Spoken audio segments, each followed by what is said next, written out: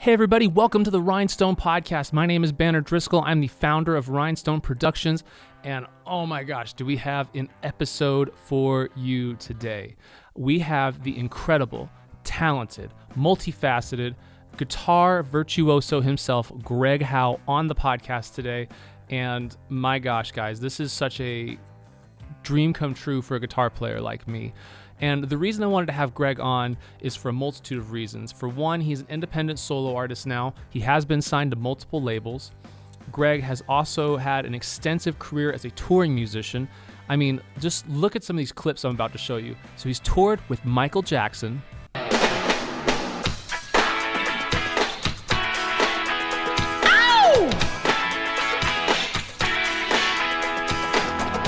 He's toured with Justin Timberlake. Oh, come on.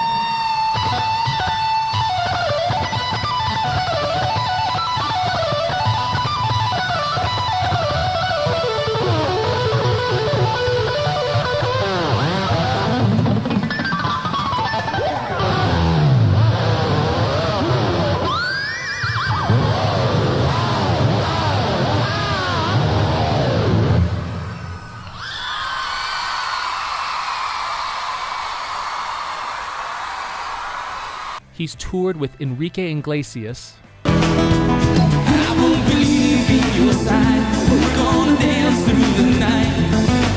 I wanna reach for the stars. And several others, along with a multitude of solo albums, an amazing list of collaborations, and so many other things that he has done. Greg is also an educator. He teaches private lessons, he teaches clinics. And we get into all sorts of incredible things with Greg. And, you know, I've been following Greg for almost 20 years now. I remember the first time I saw him was in an interview he did in Guitar One magazine. I'm dating myself a little bit here, but way back in the day, they had a magazine. It was kind of like in between Guitar Player and Guitar World called Guitar One, and he had an interview in there. And they were talking about some of his techniques and some of his playing styles. I remember I went and I bought it. I ordered it off. I don't even remember where I ordered it from, but I ordered it. It was an album called Introspection. And the record just blew my mind. It was just some of the craziest guitar playing I'd ever heard. And then what I really loved about that record, as opposed to a lot of other instrumental guitar records, was the drums and the bass were just punishingly good as well. A lot of instrumental guitar playing, they kind of subdue all the other instruments so the guitar player can kind of shine.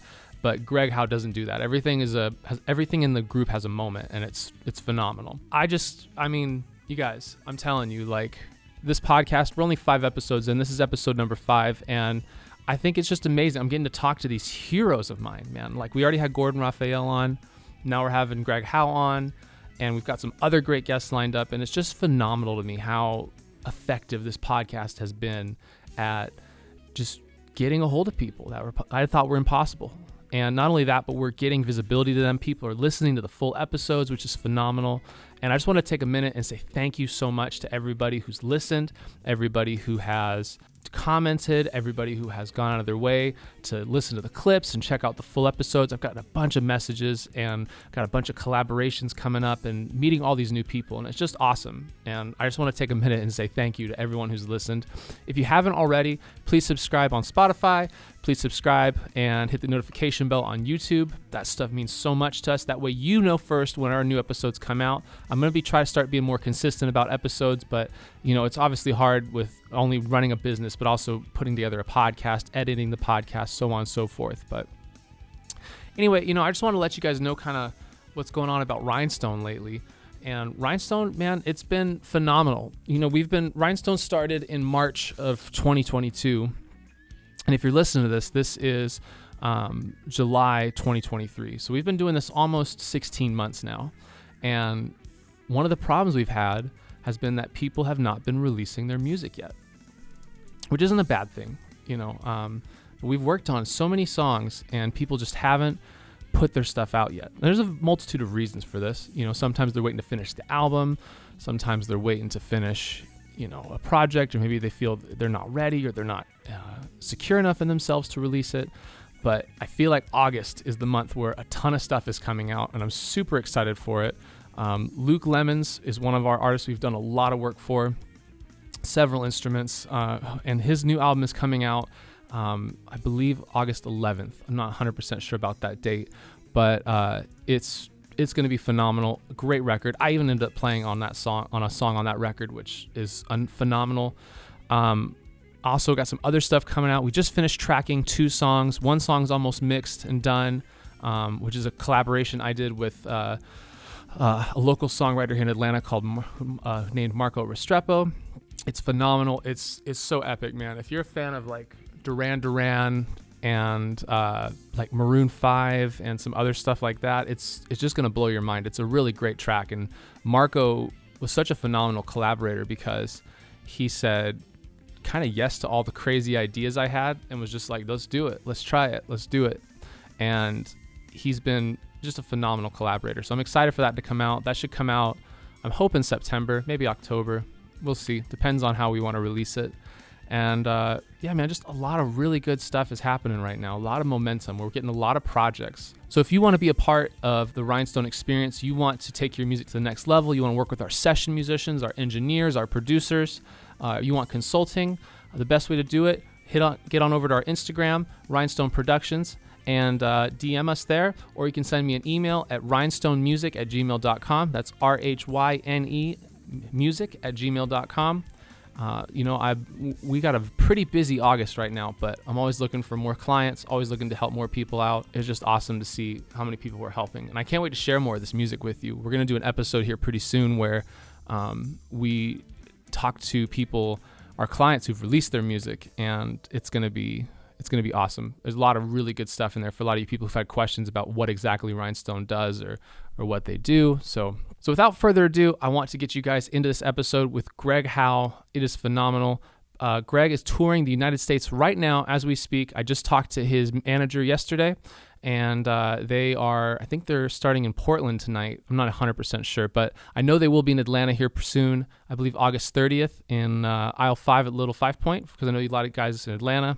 And yeah, check out Greg's music, man. He is so good. If you're a fan of guitar playing, if you're a fan of fusion music, Introspection is 100% where I would start, but his last record also was very good. The name's blanking on me right now, but without further ado, here is Greg Howe. Welcome to the Rhinestone Podcast, the ultimate destinations for musicians chasing their dreams. Today we are honored to have a true guitar maestro in our midst. Please join us in welcoming the immensely talented Greg Howe. Greg Howe's illustrious career spans over several decades, during which he has firmly established himself as a powerhouse guitarist. With an impressive discography boasting 10 solo albums, with an 11th coming soon, and several collaborations, Howe has proven time and again that his musical prowess knows no bounds.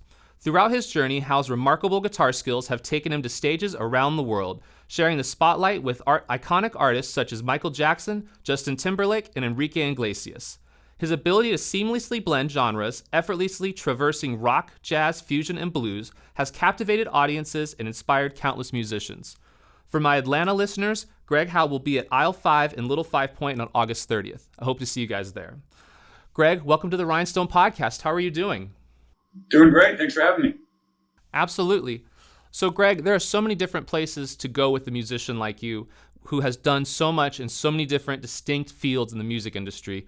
But I really want to know about somebody in particular, and I want to know about their influence that they've had on you. Who is Mike Varney, and why is he important to your story? Well, he was the record label owner, the owner of the Shrapnel Records, and the guy that kind of just broke me. So basically, he discovered me and was responsible for initiating my, I guess, professional career as an artist, as a recording artist. So he was back in the 80s. He had a column called Spotlight in Guitar Player magazine, and he would feature 3 unknown guitarists from around the world every month. And he also had a record label called Shrapnel, and if he really liked you, he would sign you. So he signed people like, he actually discovered Yngwie Malmsteen. He discovered and signed Tony McAlpine, Paul Gilbert,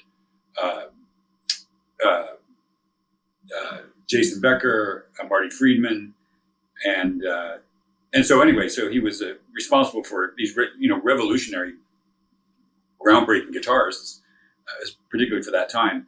So yeah, I just sent a demo hoping that I would get signed because we had a rock band that we were trying to have get signed, and we were getting turned down by pretty much every label. So he had a label, and I was just interested in seeing if we could get a record deal.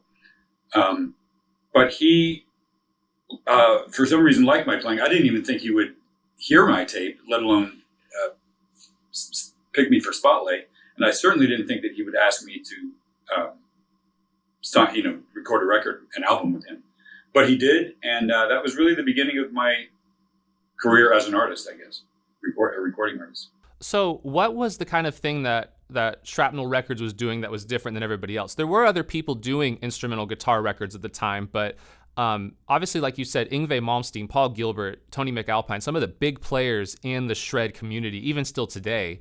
How was he treating those artists different than, say, people like Eric Johnson or Steve Vai, who were not signed to that label? What was different about Shrapnel Records? I think that Mike was looking for what he felt were people that were really pushing the envelope, particularly in the area of technique, and specifically in hard-hitting rock music, heavy metal usually. He was looking for that specific thing. So I think he had a niche that he was going after, that maybe some of those other guys you mentioned, who are of course phenomenal, didn't maybe qualify for because of the genre. Honestly, I had to change my sort of musical approach to fit on his label. The demo that I'd sent him was much more jazzy than his label. I was just trying to get a Spotlight pick. So when he was interested in signing me, he basically told me in so many words, you're going to have to deliver something that fits my label. So it's got to be rock. It's going to have to be heavy. It's got to be kind of guitar in your face. And it's got to be a lot of notes. So he was saying all the opposite things that all the other labels were saying, which was always too many notes, tame it back. He wanted all the stuff that everybody else didn't want. So I guess that would probably be where he was different. Now, before you were signed to Shrapnel Records, did you have any interest in making instrumental music, or that wasn't obviously a very popular genre at the time like it is now. Now you have Polyphia and all these other, the Aristocrats and all these other great instrumental who have huge followings. But, back in the late 80s, there were some people doing it, but it was not a big thing. Did you have any desire to do that kind of music before being signed? No, and no desire whatsoever. I was not interested in being an instrumental artist. I had a band with my brother. He was the singer. We were very much into, I'm still, to this day, I still love vocals. It was more of a thing that it was an opportunity, because we weren't really, nothing else was really working for us, or not in the way that we wanted it to. My brother and I were about to move to Florida to just essentially continue on having a cover band. And we just figured it would be if we're going to have a cover band, let's go to a nice state where it's warm and cool, to hang out.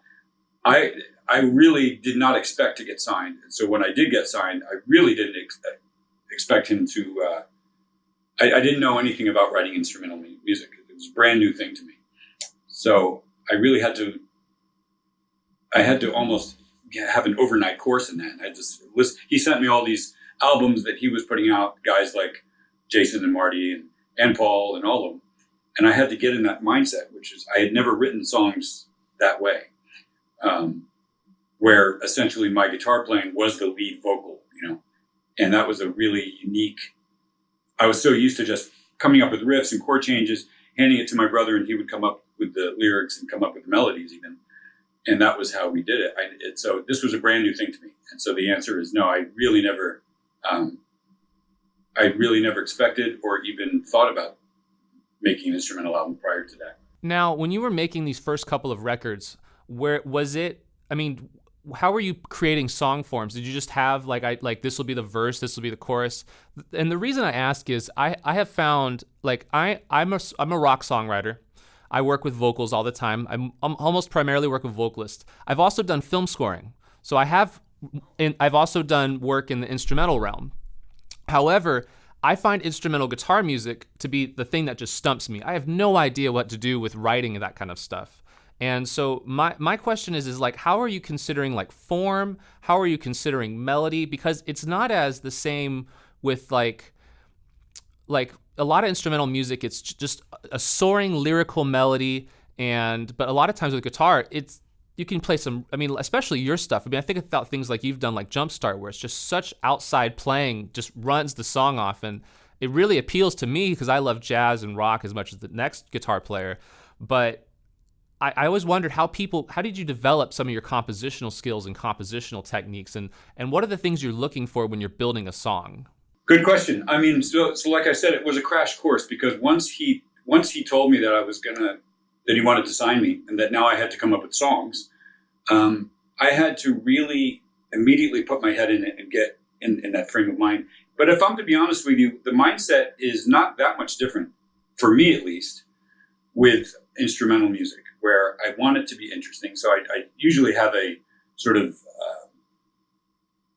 A-B version, verse, chorus, or verse, pre-chorus, chorus, and then bridge, and then solo format. I mean, to be honest with you, that carried right over into instrumental music for me, which is different than a lot of instrumental stuff, because a lot of instrumental stuff I hear, particularly in the more leaning in jazz and fusion, is often just sort of a head where it's just a melody line, and then everybody just kind of takes turns blowing over the chord format that the melody line was built upon.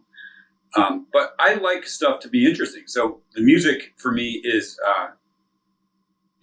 really the number one thing. Like I try to say to myself, what would I want to listen to if there was no guitar solo on this? I don't want people fast forwarding my song to get to the solo. I want people to like the song. So I put a lot of time and effort into making sure that somehow it's hooky. I mean, the same thing I would do for basically a vocal tune. I want it to be catchy. I want it to be hooky. And if it's not, then I want it to be interesting on some level. It's got to have a hook. It's got to hook you in and make you want to keep listening. So it's such I could not answer that question specifically, because every single song brings with it its own parameters and its own mood. But the first thing that happens with me is I just think about the groove and the feel. What is the head nod factor? What do I want? What do I want to say? Is this song going to be a ballad? Is it going to be melancholy? Is it going to be aggressive? Is it going to be kind of cocky? Is it going to be fun? Is it going to be funky? So that's the first thing that happens, is I sort of decide on the mood of the song and the general feel. And then I want to come up with something that I would put in the category of a verse that's going to be hooky, and make you anticipate the next section. So it's abstract and it's very hard to explain, but the same mindset that goes into writing a vocal tune is what goes into writing these kind of songs. So one of the things I absolutely love about your music, especially on the more fusion-y stuff you did in the 90s, like Introspection, is all the parts, the A-B sections and stuff, they just flow together so well. Like a lot of shred guitar players, like you said, you almost want to just fast forward to the solo and see how fast they can play or what lines they're doing or kind of a thing. But your stuff does not do that. Like obviously you get to the solo section and you blow our minds, but like I love how contrasting your A and B sections are, but still feeling good. And I was wondering how do you consider like transitions in your music? Are you purposely trying to make high contrast parts in the A and B sections, or is it just what flows together? What is your mindset on those kind of things? I think it really depends on the song. I mean, it really does. Sometimes there's a lot of contrast. Sometimes I don't want there to be too much contrast. Sometimes I want sometimes it just depends on the song. If you'll notice, I'm trying to think of some examples. A song like Button Up isn't that much different a feel between the A and B sections. It's sort of the same feel throughout the whole song with slightly different melodies. And that's deliberate, because I want that to have a sort of hypnotic flow that just keeps you in it.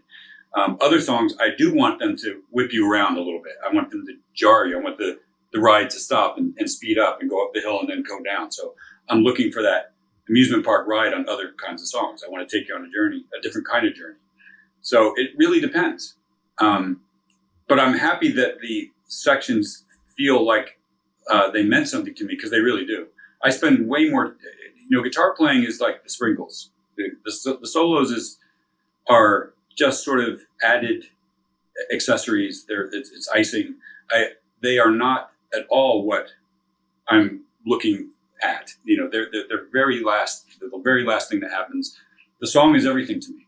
So I spend a lot of time on songs. I really do. And there's a lot of material that I've written and recorded that didn't make it on any released album because it didn't cut it for me. So I have to like the song. I have to believe that if I break a string on stage, if my rig goes down, I want to know that the song is strong enough that while I leave, the band can still have this cool thing happening on stage that people can still be into and still be rocking out to. So that's very, very important to me. Sometimes I feel like guitarists are just sort of writing things kind of just to have an excuse to blow over. And not always, but that's for me. There's a lot of them. Right, sometimes. And to me, it's just like, I love music, so I love songs. I'm a Beatles fan. I'm a Stevie Wonder fan. I love vocal stuff, Van Halen, and all, I love music, and I love music that's not even. I love hooky music, so that the hook factor is important to me when it comes to instrumental. No matter how complex it gets, I still want it to have something that reels you in, and makes you interested. So, again, your questions are really good. They're hard to answer because when you're talking about a creative process, it's sort of hard to explain, because it's sort of like trying to explain why you feel a certain way. You know what I mean? I don't know why I would want this section of a song to be this way. It has to do with something that obviously is within me that I need to have come out musically.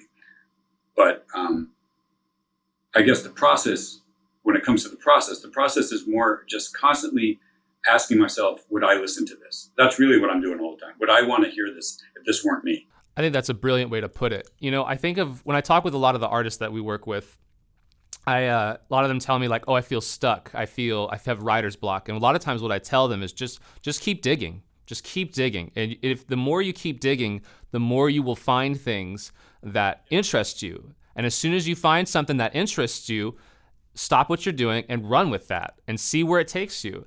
And if you collect 100 of those ideas that interest you, eventually 10 of them can form into an album. Maybe if you want to collect 200.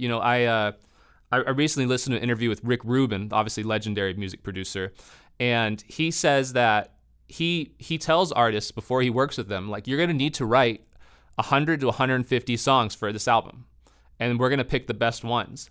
And so that's why, the Chili Peppers released 2 double albums last year. That's why Tom Petty just released the companion album, The Wildflowers, is because he forces those artists to get through all the bad songs, get through all the bullshit, for lack of a better term, until you get to that magic. So I 100% agree. It's all about just keep working. Yeah, it really is. I mean, in the end, that's what it comes down to. You just keep plugging away. That's what it comes down to.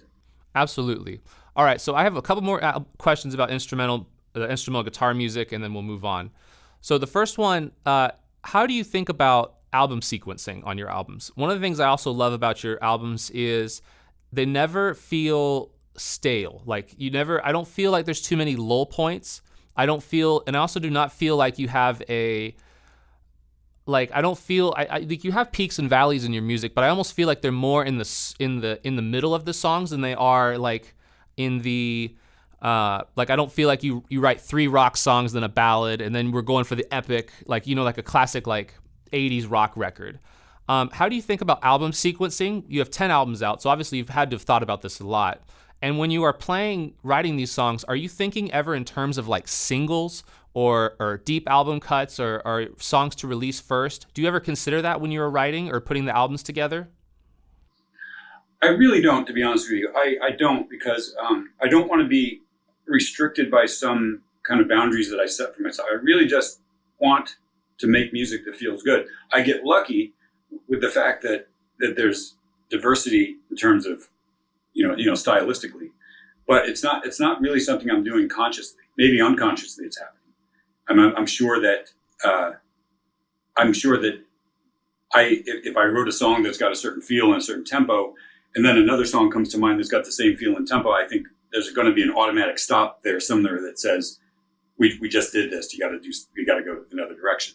But I'm not consciously trying to do anything other than make something that I want to hear. The sequencing and the arrangement of the material on an album happens when it's all done. Then I sit back and listen to it. Like, all right, this one's pretty fast. We should put something that sounds different than this second. I try to create contrast with the lineup of the songs, but I'm not trying to say, here's that one song that would never get on the radio. This is from my fans. This is the deep cut. Here's the catchy tune that's going to get popular. I'm not doing that. I probably should do that, but I don't do that.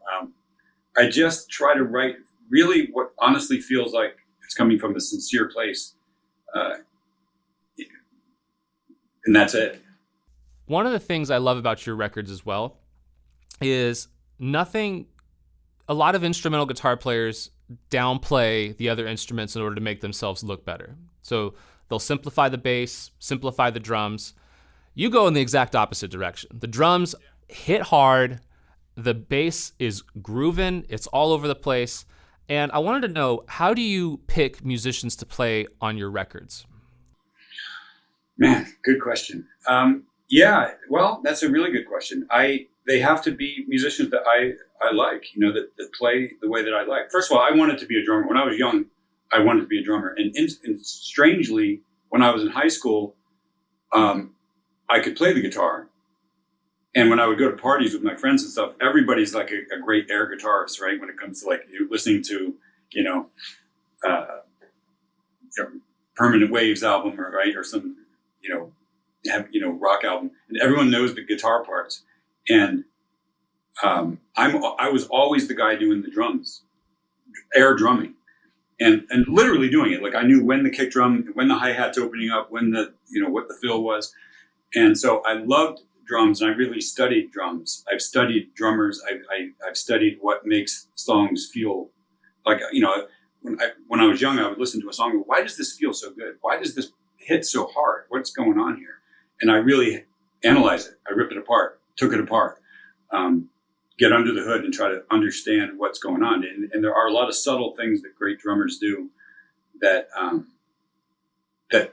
really create the foundational feel of the song. And then bass playing has always been a mystery to me. I love bass players because it's the thing that I understand the least. And bass playing, I think, a great bass player can just absolutely make or break a tune. So I just go by my own thing. The songs that I love, the songs that I've come to love over the years, are songs that usually have great rhythm sections. My role as a guitar player really, like I said earlier, never feels like the foundation. It feels like icing, right? I don't feel like, I feel like, my role is kind of like, boy, it's hard to put it into terms. I guess as an instrumental artist, I feel like I'm being supported by the rhythm section, but the rhythm section has to be great because the better they are. It's like a singer. I mean, a great singer, Robert Plant doesn't sound great. He sounds great, obviously, but he's got a great band right behind him. He's got great songs. He's got a great band. The whole thing is great. So the better everything is, the better he is. And that's the case with anybody. So I want the band to be smoking because it actually takes pressure off of me. I don't have to work as hard when they're bringing all this heat,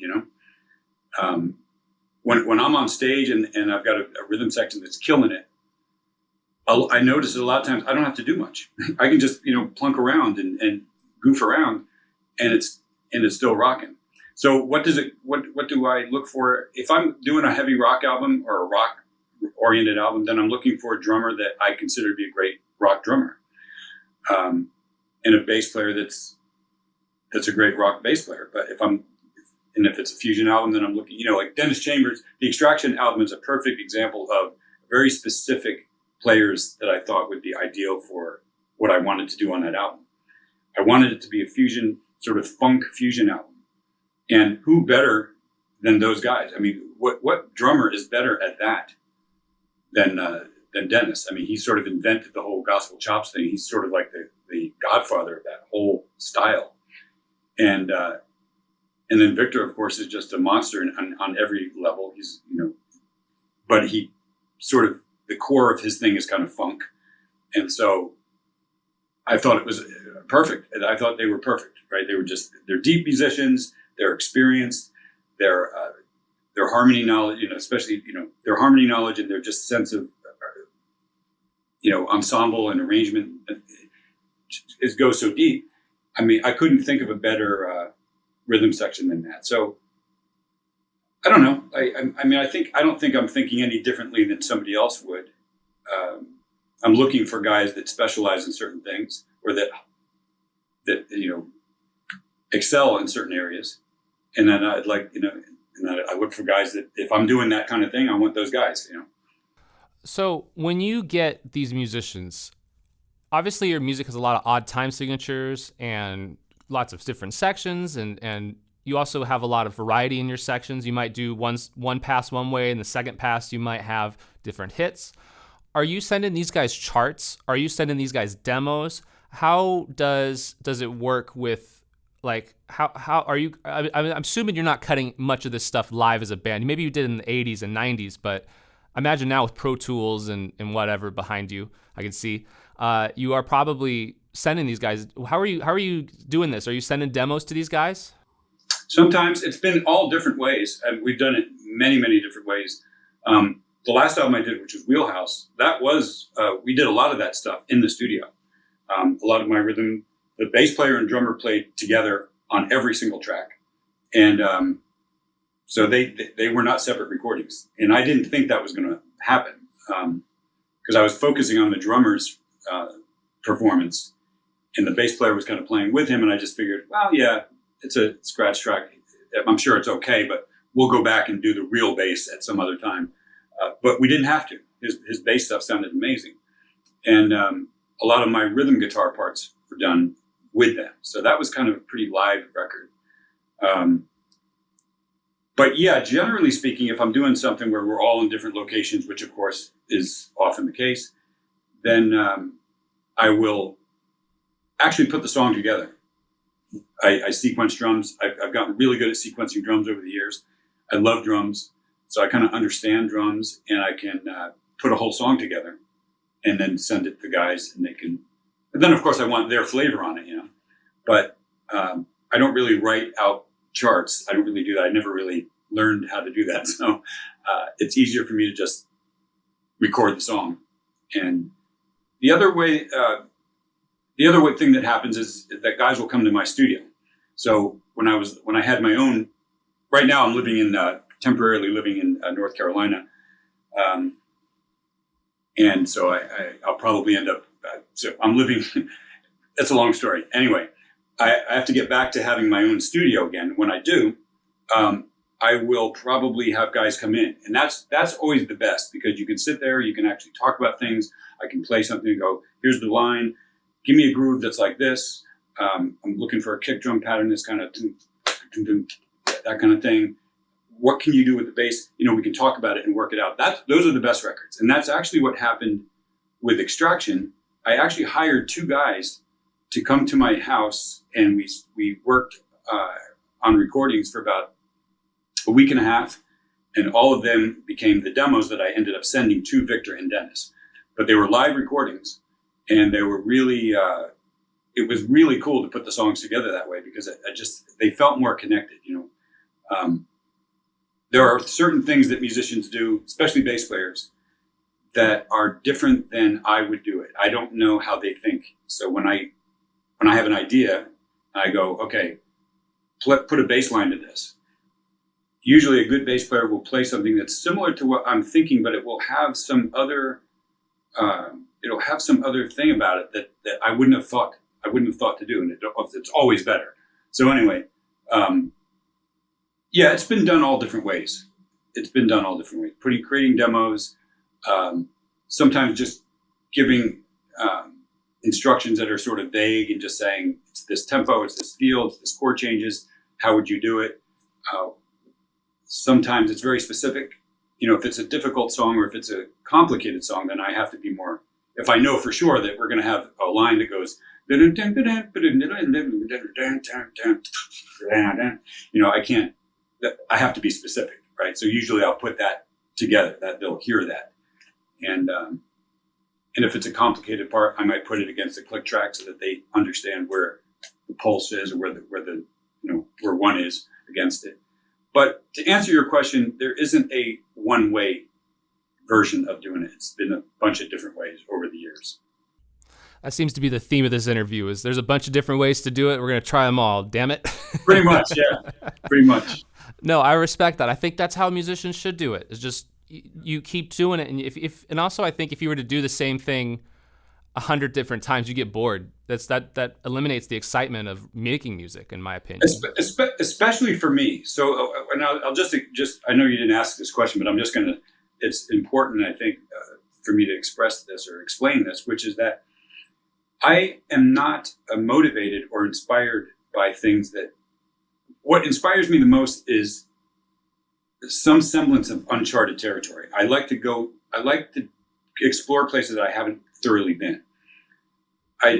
When I hear guys who make kind of the same record over and over and over again, I don't understand how they get up for that. I mean, I actually envy them because I wish that I could do that. I wish that I would just be like, this is what I do. It sounds like this. This is my vibe. I'm not going to stray away from this. This is where I live. This is me. And my next album is going to sound a lot like this, just different songs. And I wish it was like that for me, but I'm not inspired at all that way. I have to go slightly somewhere that is unfamiliar.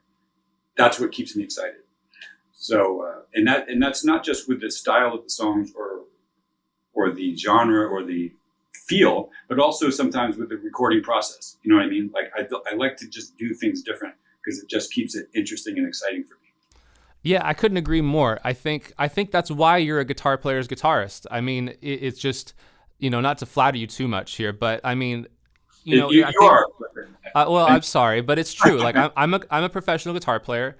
I talked to the guitar players on our staff here, and they all were like, "You got Greg Howe on." Like the general public might not know who you are, but all the professional guitar players, I feel like they know who you are, and I think that's why is because with everything you are doing, you are going into uncharted territory, and I think that's why so many of us really love and respect what you do, and I think that's why you have this cult-like following is because we want to see where you're going. We want to see what next dimension you're taking us to, Right. That's so cool. That's great. That makes me happy. That was one, I was a huge Van Halen fan when I was a kid. And I felt a little bit like that with him especially when he was fresh and new and he just came out. You're always kind of like, what's he going to do on this next? He's going to do something different. He's going to go somewhere that's different. And that excitement, I think maybe subconsciously has always been something I wanted to deliver for fans. So I'm really happy to know that it comes across that way. Absolutely. Another artist who I think is like that as well. Obviously I wasn't old enough to experience it while I was having it. My dad kind of told me a similar thing was Rush. Rush was very much like you wanted to see what they were going to do because they would just go so many different places. And I think those are the best discographies. Those are the ones that last. There's when the artist just constantly is. You can even in hip hop, people like Kendrick Lamar. I don't know how familiar with hip hop, but Kendrick Lamar, like every record, you want to see what is he going to say next? Where is he going to go? What concepts and feels is this man struggling with? And so, and I think you have that, and I love that. So, all right. So, last question about the instrumental music. So when I have to ask this because I've seen numerous live clips of you.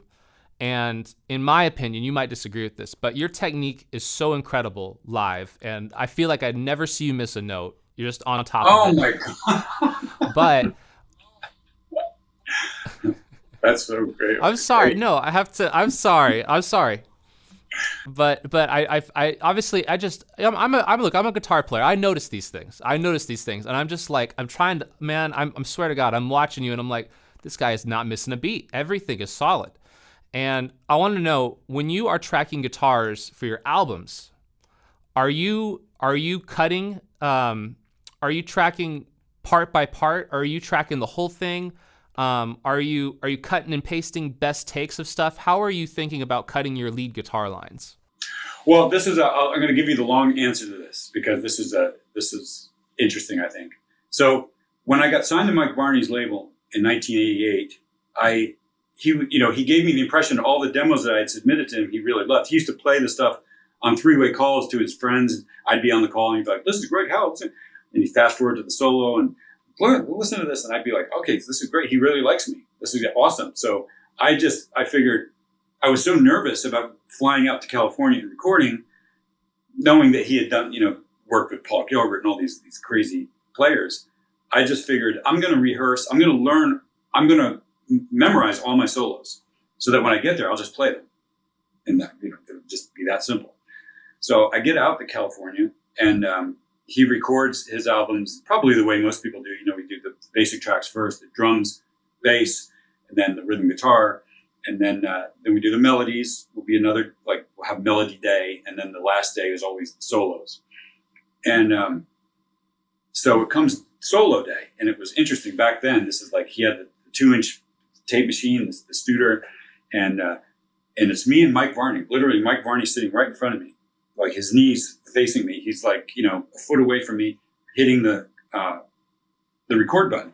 So he's like, "Okay, so here's your first solo. Let's go." He hits record. So I'm nervous. I'm just like, "Oh my God, this is like Mike Varney." When you're looking at Mike Varney, through the eyes of a 24, 25-year-old kid, it's like it's like I'm sitting there in front of Yngwie and Paul and all these guys. That's what it felt like, And so I'm just sitting there and I'm like, "All right, just, you learn this, the solo." So I start playing one of these rehearsed solos that I assumed he liked.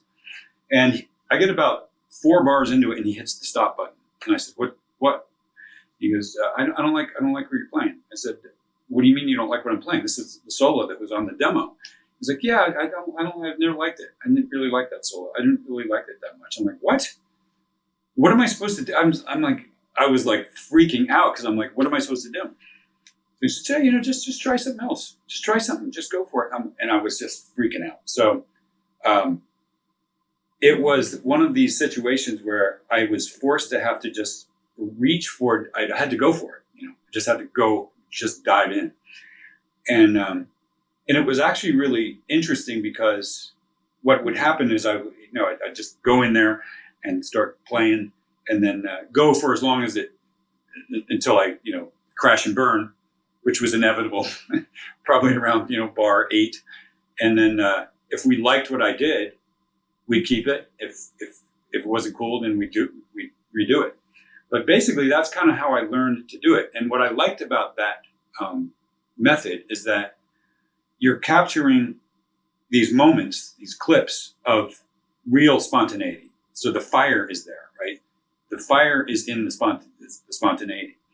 I can always tell a worked out solo or a sort of designed solo.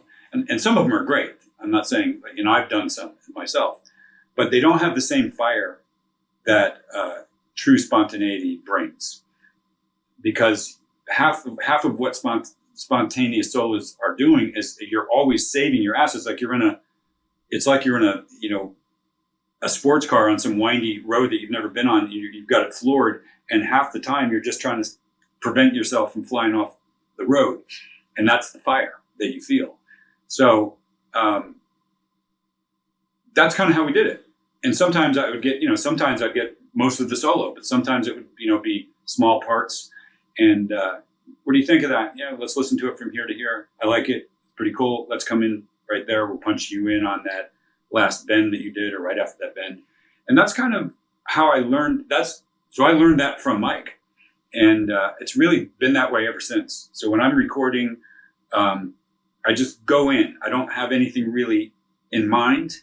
I just kind of jump in and go with what feels appropriate. And I go for as long as I can until I screw up, which is almost always few bars, and then if I like what I did, I come in afterwards. One of the themes of this podcast has been being stuck and how to get out of being stuck as an artist. And without a doubt, of the 5 episodes we've recorded, 4 people have already mentioned this, which is you have to build a team. Now, going out and building a team can be very difficult. It can be very frightening. If you don't know what you're looking for, you don't know what you even need a lot of times. And I think that's where a lot of musicians struggle. A lot of musicians are tortured people, right? The trope is true, right? Like we're so tortured trying to figure out life. That's why we put everything into our music. So in order to get past those roadblocks, those speed bumps, you're gonna need help. Now, you can go out and try to find musicians and try to build a scene in your area. You can go out to jams and gigs and stuff like that and try to find people, and you're gonna have very spotty results. You'll find very quickly there's some people who 100% are great at talking, but they can't play. You'll find people that are great at playing, but don't want to play with you. You'll find people who play great, but maybe other parts of their lives are a little shady. And you'll just find all these kinds of things. And it's very difficult, it's very defeating, and it'll break you down really quickly. And, that's where I think Rhinestone Productions comes in. So at Rhinestone Productions, we have over 20 musicians on our staff, on call, ready to go to help you make music. So if you need a drummer for some of your projects, you need a bass player, you need strings, you need horns, you need another guitar player, you need keys, whatever you need, we have the A+ quality musicians, the best musicians in the world. I guarantee it.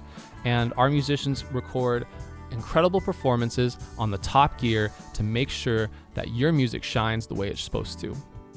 So you can go out and try to build your own team, and I actually encourage you to do this if you're serious about music, is going and building your team. But you can start by coming and working with our Rhinestone musicians, our Rhinestone team, and getting these session musicians in. Now, a lot of people have said, what's the difference between you and Fiverr? And that's a great point, because you can go and check out Fiverr, and there's all sorts of great songs on there, or great musicians on there and stuff like that. But what I'd honestly tell you is that those Fiverr musicians, they don't care. They just want to play your track, get your approval, and get out and go to the next project. And at Rhinestone, we care. Not only do we want you to get a high quality instrumentation that fits your song perfectly, but we also want to see your song all the way through completion. We want to see your song not only completed and released, but we want to see your song thrive when it's out into the world. So that's why we're learning about the business side of things. We're learning about sync licensing. We're learning about sync placement. We're learning about playlisting, because it's really bad if you come and spend between $500 and $700, which is what a normal full song production costs with us, and you release it and it gets 25 streams, right? That's no good. We need to get you out there and help you put yourself in the best light. And that's what Rhinestone does. And we've helped so many artists in so many ways, not only make great sounding music, but get their stuff out in a way that gets them to that next level. We've helped people land radio play. We've helped people land label attention. We've helped artists get out there and take their streams to the next level. And that's really the Rhinestone difference, is we care, whereas as any other place you go to, whether that's a studio, whether that's producers, they just want to get you out of there so they can get on the next project. They might help you get onto Spotify, but they're not going to go any further than that. And that's what Rhinestone does. That's the Rhinestone difference. So if you are ready to work with Rhinestone and get out there, I want to tell you what, August is coming up, and in the month of August, it is Rhythm Section August. So if you want to get bass and drums for your song, I will give you 25% off. That is $150. $150, that's right, I had to do the math in my head there, for a rhythm section that kills. Now, Erickson is one of the best drummers you're going to hear, and Gabriel is another one of the greatest bass players you're going to hear, and these two together have a synergy unlike anyone else. Everyone has been so blown away by what these guys can do. So if you need a rhythm section for your song, it is Rhythm Section August. We are going to hit it hard. We're going to make it happen, 25% off. All you got to do is put the keyword Rhinestone and send us an email at rhinestonemusic@gmail.com. Again, that's Rhinestone, RHYNESTONE, music@gmail.com. So thank you so much. All right. So how did you get your start as a touring musician? Let's see. Well, I had a couple of things. First of all, when it comes to touring with the pop artists like Enrique and Michael and all those guys, really Jennifer Batten was probably the big in with that. She was the big one. She had a gig with Michael Jackson. She was the lead guitarist. for Michael Jackson. And she was a fan of mine, which was very convenient and, of course, really flattering. She's an amazing guitarist.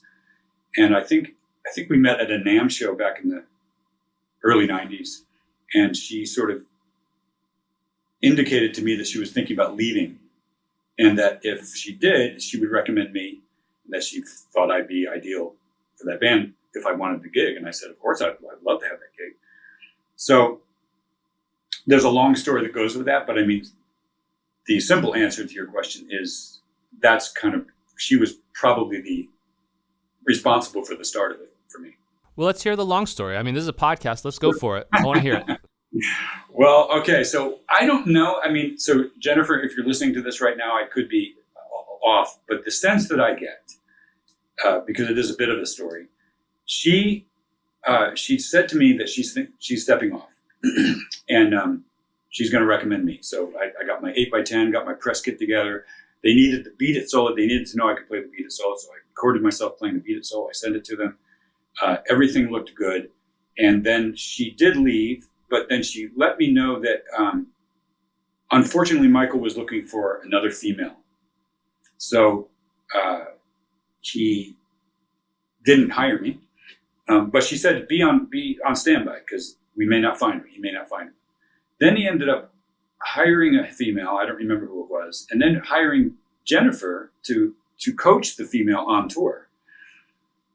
So I don't know exactly what's going on here because it's like the whole point was she's leaving the tour, but if now she's back on tour as a coach, then my gut feeling or what I'm sensing is that maybe she wanted a raise that they weren't going to give her. And so she left. And then when they discovered that there are no females out there that can do what she does, they hired her back and probably gave her the money she wanted because she did end up going back. So then her mother got ill. And once again, she got in contact with me to let me know that she was probably going to be stepping off at some point to care for her mother. And at this time, they probably are going to get me because they've already gone through the trying to hire a girl thing doesn't work. So this was really kind of scary because she sent me all the demos. She sent me all of her guitar parts. She actually recorded a rehearsal of theirs with a mic close to her amp so I could hear everything she's doing. And she was very helpful in letting me know. She was using, what was the unit she was using? It was a digital unit with all these presets and stuff. I can't remember the stuff from back then, but she was even writing the presets down for me and letting me know that because I'm going to have to use her rig when I get there. So I was rehearsing this stuff for a while, and many months went by and nothing was happening. And I'm turning down gigs. I had an opportunity to go to Japan at one point. I didn't go because I didn't want to miss this call. And this is before the age of cell phones, right? This is like 96.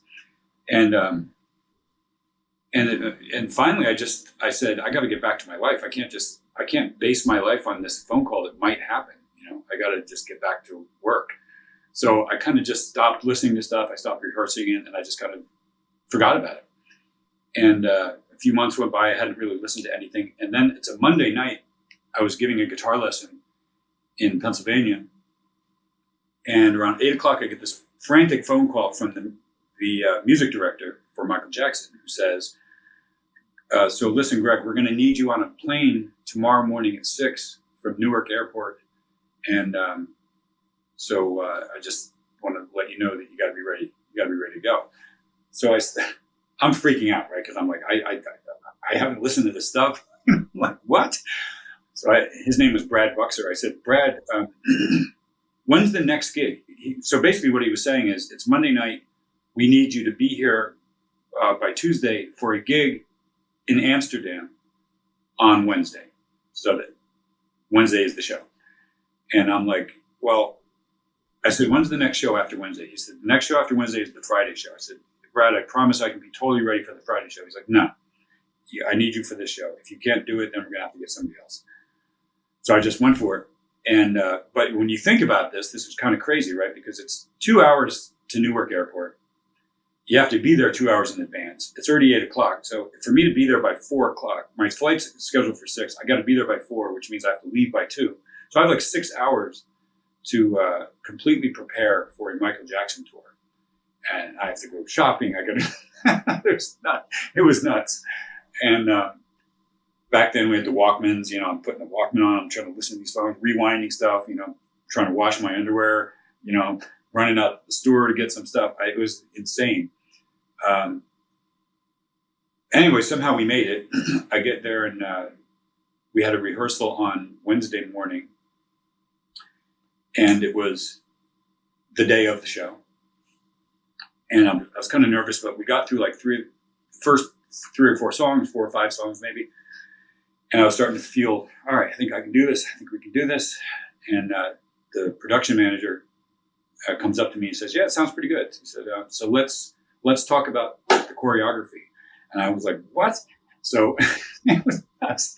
And if you watch one of those shows, that was the History Tour, which was like mid-90s. There's a lot of stuff that Jennifer, she's really the only one that's interacting with Michael, right? She's the only one that's like stepping out of her spot to go do things. Everybody else is kind of at their post. She has to go out there for the beat it solo. There's a pyro guitar, this thing that shoots like an explosive out of the headstock. He's like giving me this quick lesson in how to do this. And he's like, goes through it really fast. He's like, yeah, I'm gonna step over there, blah, blah, blah. Keep it away from point it that way, otherwise you blow your face off. You don't want to do that. I'm like, whoa, slow down. So it was nuts. I had to create this sort of poster size cheat sheet that went all around the pedal board that would be like, song 1, verse, preset 041, pre-chorus, preset 16, back to verse, chorus, preset, blah, blah, blah, blah, blah. Second verse, step forward, take 2 spins around, wait for dancers, step back, 041, so I had to go. It was kind of nuts. The first few gigs were like, and her tech was great. He was always tapping me on the shoulder, reminding me, hey, remember, you got to go over here right after this. And we're like, oh, thank you. So it was helpful, but it was crazy. I'm going to be honest with you. It was a crazy experience. But the thing is, once you have a Michael Jackson gig, that was my first big gig like that.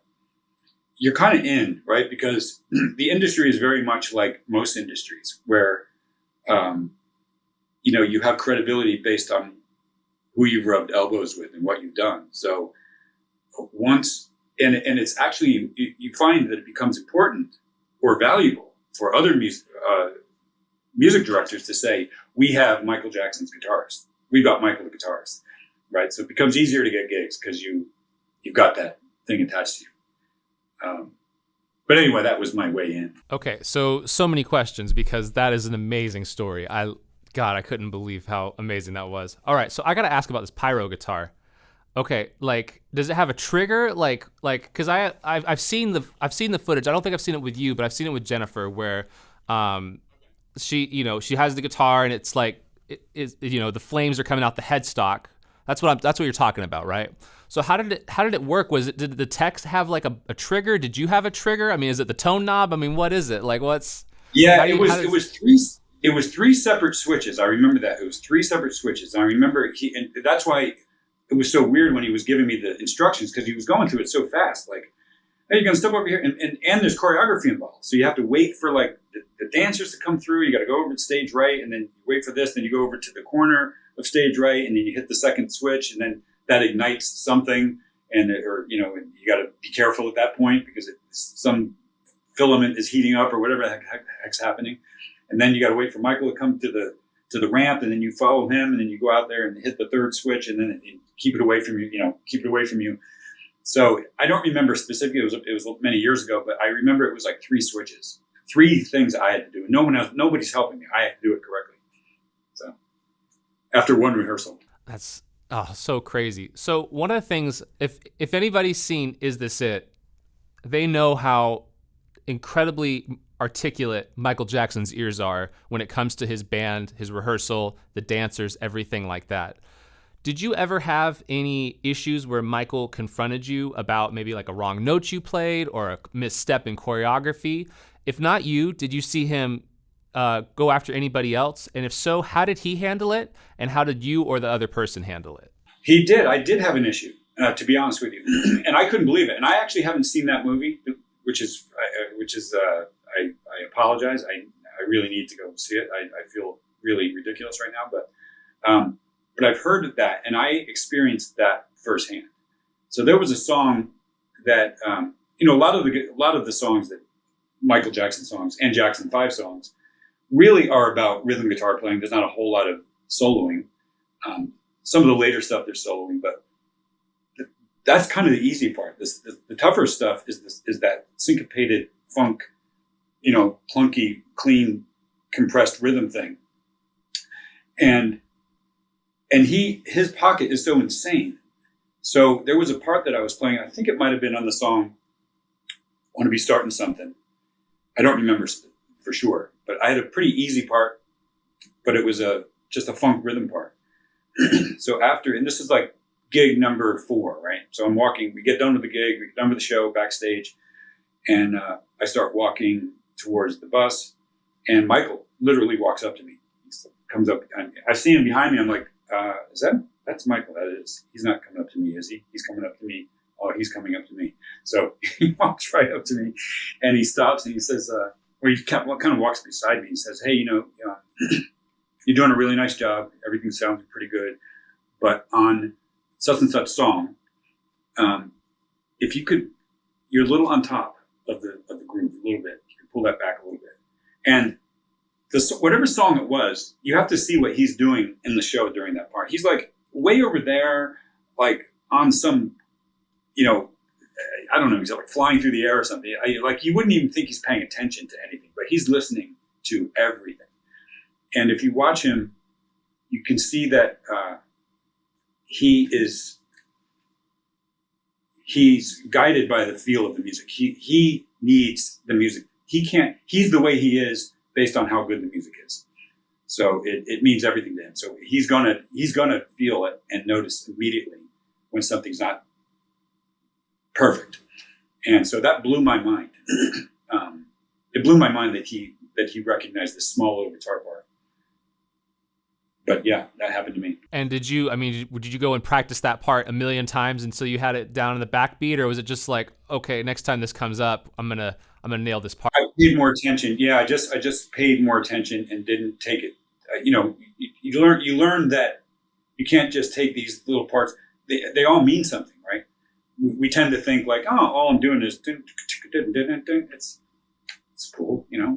There's so much stuff that's in the pocket here. No one's going to notice if I'm not dead on, but he will. So you just learn to take every single part real seriously. That's what changed.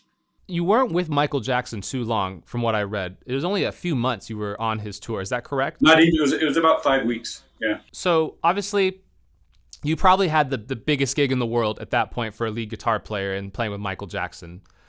How did you transition that into Justin Timberlake, Enrique Iglesias? I mean, if anybody wants to go, they should go look at your Wikipedia and see all the artists you've played with. I mean, it's just nuts. From 96 to probably 2010, you played with every big artist I can think of. Maybe a little sooner than that, but I mean, the list is just insane. Christina Aguilera, Enrique Iglesias, NSYNC, Justin Timberlake. How did you keep getting these gigs? Was there an agency involved in keeping you working? Was it just word of mouth? Was it music directors? How does that industry work? Yeah, it's a lot of it is it's connections and who the main guy for me was a guy named Kevin Antunes. Kevin Antunes is an extremely talented music director who's now, I think, the MD for Madonna.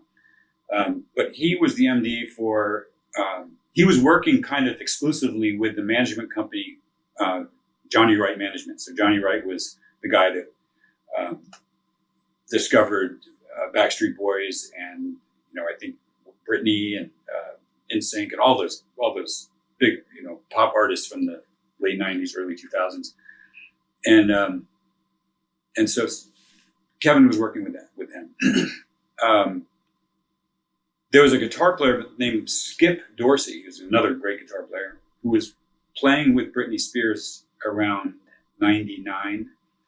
And I was living in Easton, Pennsylvania at the time. And they came up through the area, and I think they played in Allentown, which is the the town right next to Easton. And I believe, if this is many years ago, but I think they had off like 2 or 3 days. And I got an email from him. He wanted to know if he could, take some guitar lessons from me. And he said he was a fan and so forth and so on. And I go, yeah, so great. So he came over to the house and we did some playing and we got to know each other, and he hung out the next day. So we hung out for a few days. And I said to him, man, it must be nice having one of these gigs. These gigs are fun because they really are lucrative, and they're pretty easy. Not necessarily Michael's, but most of them are relatively easy compared to the kind of music you and I do. And I was feeling at that time kind of like I could use that, because the truth is I had already been in the instrumental realm for 10 years at this point. And, not making a ton of money. So I was kind of like, man, it would be nice to, fame and fortune, I thought went hand in hand. They didn't necessarily. So I was kind of well known, but I wasn't kind of well known in the guitar community, but not really making a lot of money. So I said to Skip, man, I would love to have one of these gigs. I thought the Michael Jackson gig was going to last longer, but Jennifer's mother did pass away relatively soon, and she came back, and that's why that ended for me. So basically, he got me in touch with Kevin Antunes, and Kevin hooked me up with these other gigs. So and once Kevin knew that I had played with Michael, that was like I was saying, I almost didn't need to play. I mean, he did hear me play and he liked my playing, but I almost didn't have to. You know what I mean? Because there's so much that's such a big credibility thing that really helped me. So I ended up getting. Kevin Antunes was putting a new band together for Enrique Iglesias. Enrique he had a big album at that time called. Trying to remember some of the hits on it. Balamos was one of the hits on it. He had like 3 or 4 big hits, huge hits on this album, and he was getting ready to go out on tour. And Kevin wanted to add another guitarist to the band. He had a guy, a guy named Tony Bruno, but he wanted 2 guitarists. So he got me in it, and that was great. It was a year out with him. And then as soon as I got back from that tour, that went out in 2000. I came back December of 2000. It went out in January of 2000, ended like December. And then almost immediately afterwards, I got the NSYNC gig. And that was 2 years, so it was really, really nice. And then when NSYNC broke up, Justin Timberlake asked me to be in his solo band. So then that happened. So it was really, I was very fortunate because he didn't really ask that many members of the NSYNC band to come over with his solo thing. Just me and Kevin. So we were the only 2. Everybody else in Justin's band were people, brand new people. So that's really how I got in, and you can tell by the story that it's a tight group. It's like a lot of industries. It's a small group of people that are kind of doing all kinds of things. I would always, when we do award shows, I would always be running into like, oh, there's that keyboard player again. Oh, there's that bass player. I always see this guy. He's always doing these kind of gigs. There's that guitar player that does, so it's a tight kind of group. Once you're in, I deliberately left because I wanted to get back to my career as a guitarist, and I made some money, so I was doing good there. Yeah, but I was really kind of losing, the thrill was gone after a while. You know what I mean? Like you're traveling around, you've seen these cities before, you've done all the fun stuff, right? I was, now I want to just get back to playing the guitar, and not to mention we had decided to do this Extraction CD or album right around the time that I left to go out with Enrique. And so I thought that tour was going to end and then I would do the album, but then that ran into, then I got the NSYNC gig and all this stuff. So I was having this thing with Mike Varney when Mike was like, I need this album. I need this album. I need this album. So another part of me wanted to get the album done.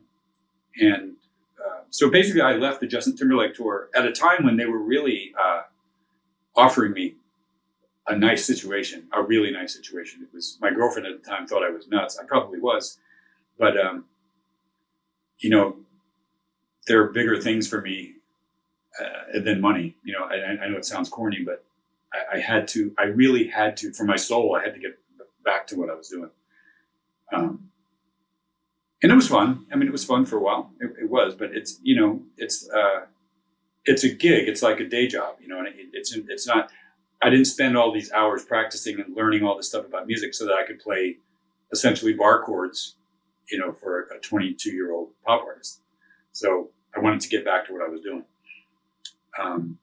The other artists that are mentioned in with, you know, Wikipedia and stuff, a lot of those are one-offs. You know, there would be shows where we would be the band that was backing them. So I played with, you know, I actually did tour with Rihanna though. So I went out on just her and I, which was really fun. She did a promotional tour in Europe, and she was pushing that song, California King Bed at the time. And so it was just me with an acoustic guitar and her.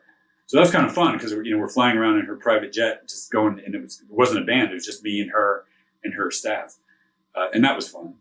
But the other artists were pretty much one-offs. So Christina was a benefit concert show that we had done, and we were the band that was backing her. And that was, and that happened with like T-Pain, that happened with P. Diddy, that happened with, trying to think who else, Lady Antebellum, or Lady A, I guess, the politically correct version now. But anyway, we did a lot of those kinds of things. But the official gigs that I toured with were Michael, Enrique, NSYNC, Justin, and Rihanna. And I mean, talk about a murderer's row of pop stars from the early 2000s. I mean, that's just, it's insane. You don't get better than that. It doesn't get bigger than that. It's insane. Yeah. So how does somebody break into that industry? Like, obviously you had you started at the top with Michael Jackson and then kind of almost worked your way down and out of it. Somebody who I have a lot of people, obviously I run with a bunch of session musicians myself who are all over the world. But I also get a lot of people asking, like, how do I become a touring musician? How do I become a session musician? What advice would you give to them to try to break into that industry? Well, this is going to be an answer that probably most people will hate. So I'm going to just brace myself. But, you know, I don't think there is a way to do it. I think that it's just determination that leads to circumstances that opens doors. So, if you read about these actors who made it in Hollywood, they all have these weird stories about how they just kept doing it. They kept showing up. And then one day they had to fill in for someone, or, you know, I think Brad Pitt's got a story where he was at an acting school kind of thing.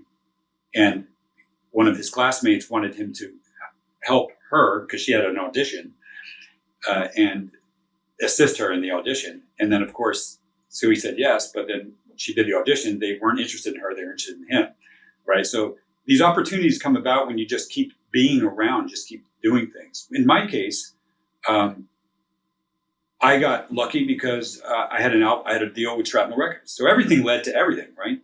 Shrapnel Records gave me the push. I got a deal with Fender Guitars, so got a lot of magazine push. People bought the albums, so that, you know, people kind of dug me. So that was nice. And Jennifer Batten liked me, so that was great. So she recommended me for this gig. Now, I never would have had that gig had I not had the deal with Shrapnel. So I think that today, to be honest with you, what I would say to people is the social media and the internet in some ways makes it easier. It makes it more competitive, but it makes it easier. Because if I were a young person today, wanting a gig like that, wanting the gig with whoever, Bruno Mars or whatever, and I would just, I would just push my social media to the max, and I would work it and work it and work it and work it. I try to put music out as well, but I would really try to build up a presence and a following. And I would also make sure that I'm doing things that those kinds of bands would want. So it's one of the things I'd say to my students a lot, because they'll ask me the same question. I'll say, well, basically what you're doing, you're a touring musician is really like a session guy. So your strengths have to be in getting tones, adapting to different styles, being good at rhythm guitar playing, being good at social interaction. You have to be a responsible person. You can't go partying out, and not get up in the morning. You have to, the bus leaves at 7. You have to have these strengths, and you can sort of convey that you are all about this on your social media platforms if you do it just right. If you dedicate yourself to that. So that's what I would do. If I were somebody today, I'd constantly be putting material out, constantly be showing the world my rhythm guitar skills, my ability to get tones, talking about equipment, playing lead guitar, playing things that are identical to an album cut or something, so that people can hear like, oh wow, and then showing that I can do my own thing as well. Just selling yourself, and I think that's because otherwise what has to happen is you just have to start networking, and that's hard. That's a tough game. You have to, because a lot of these things happen in the big cities. These connections happen in LA, they happen in Nashville, they happen in New York. So you can't always be there. You can't always get invited to the parties where you're going to run into the people that are going to be interested in, and you have to just make yourself available and make as many contacts as possible. So there isn't a way to do it. The way to do it is to want it really bad and to ask yourself, what would you do if you were looking for a guitar player for your pop act? Where would you look? If I was a big pop star and I needed a guitar player, chances are I already know the people, right? I'm going to go to my manager and say, is so-and-so available? Is so-and-so available? What about so-and-so? Because they are already guys I know. If they're not available, then I might say, what else is going on? And my manager at that point might say, well, I've been hearing a lot of stuff about this guy who's making a lot of noise on the internet. He's pretty cool. Check this guy out. What do you think? He looks pretty cool. What do you think of that? He just did a remake of one of your tunes to play the solo exactly, play the part, and then I'm like, oh. So I would just put myself in the mindset of a pop artist, and I would try to take advantage of some of the magical things that that technology has made possible for us today in terms of getting exposure.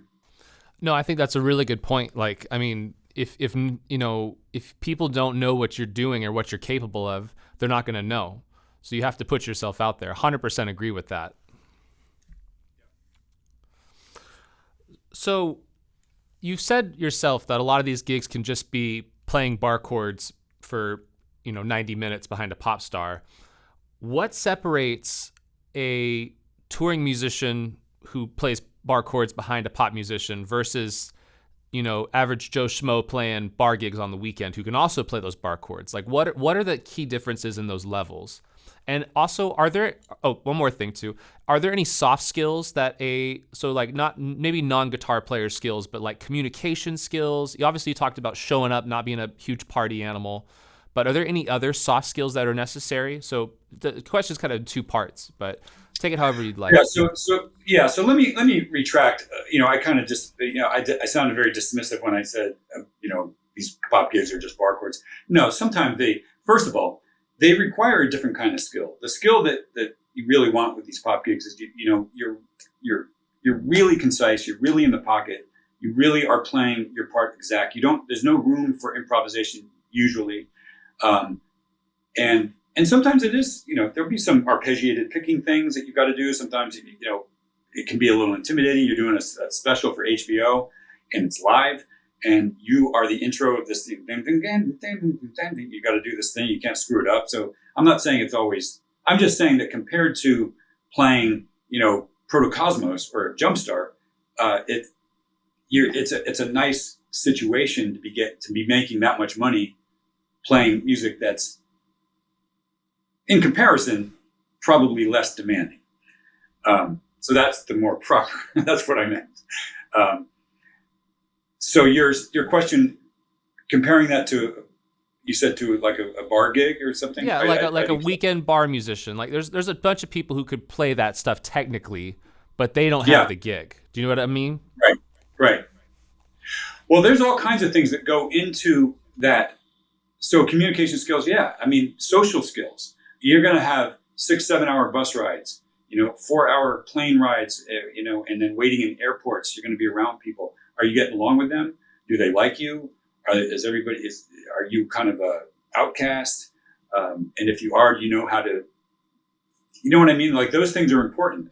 I've seen people lose gigs, great musicians lose gigs because their personality was just too weird. They just didn't vibe with anybody.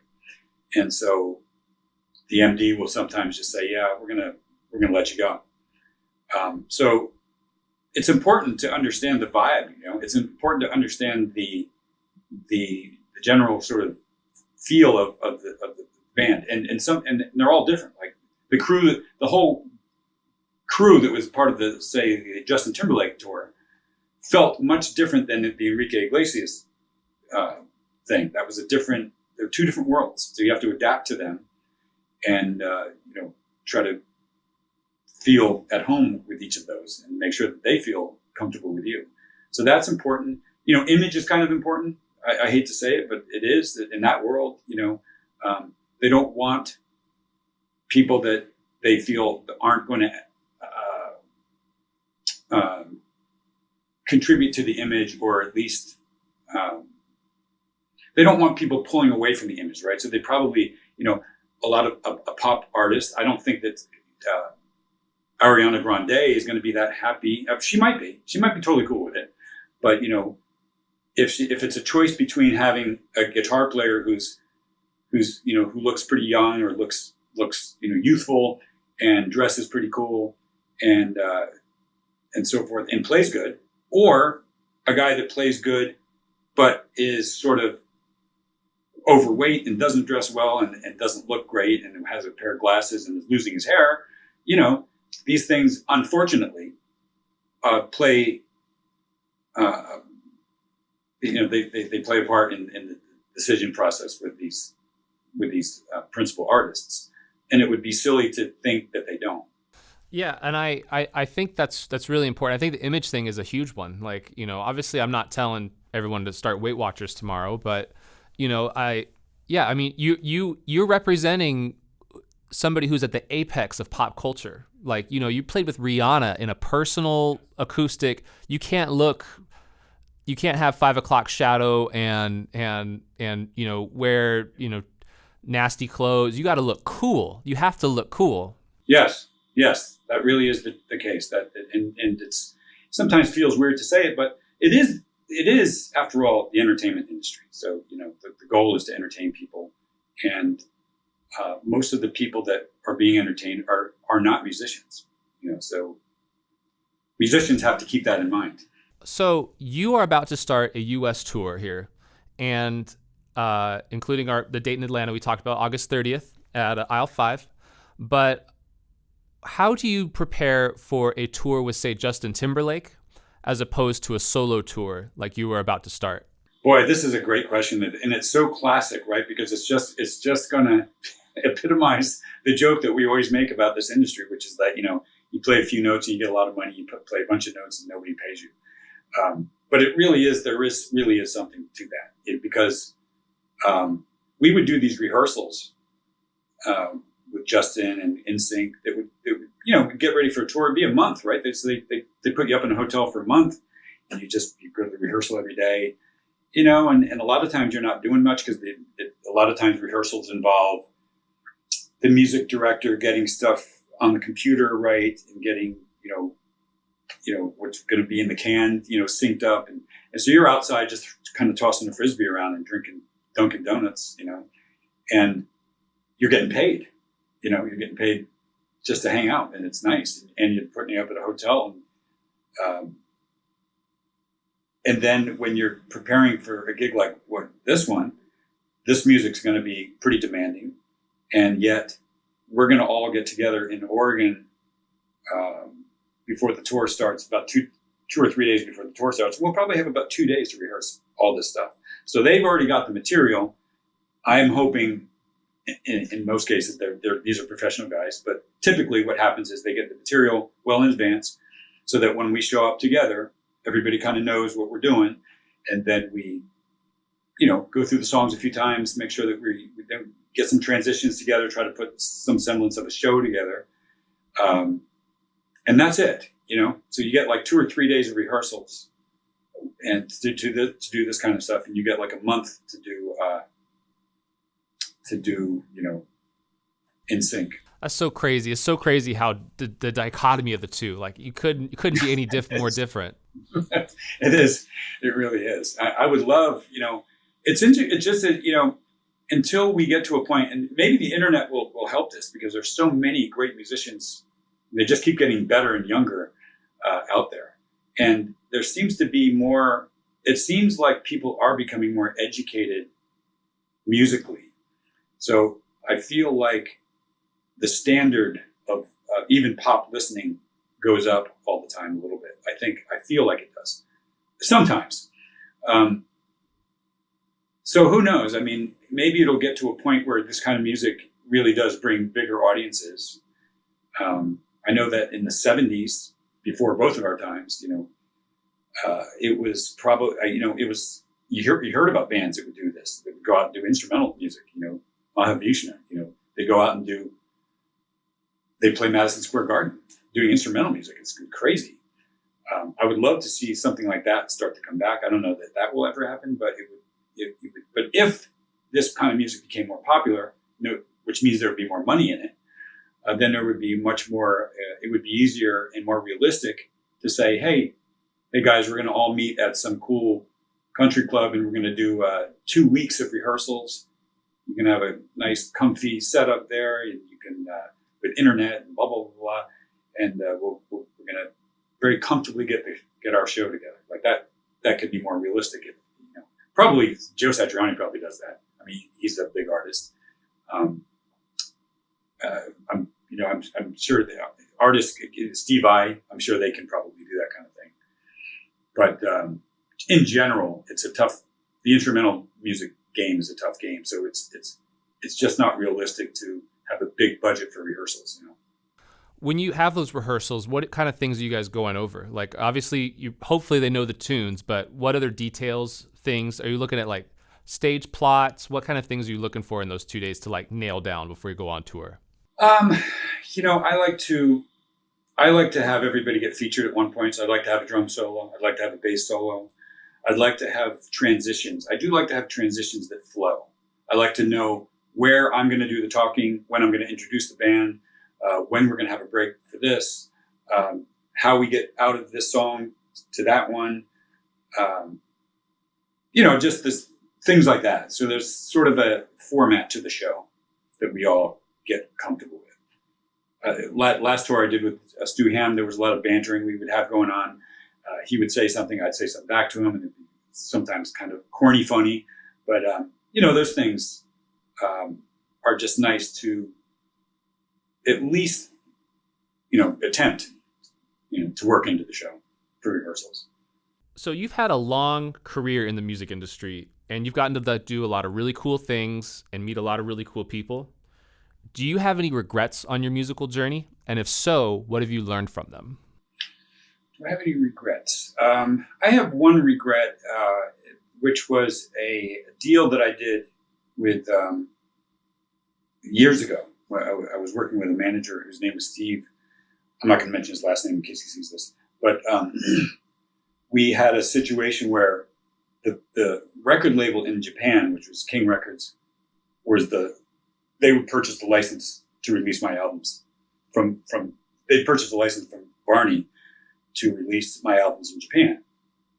So a lot of people don't understand this, that when you buy an album overseas, sometimes it will be on a different label because that label has bought the license from the label that's from the main label.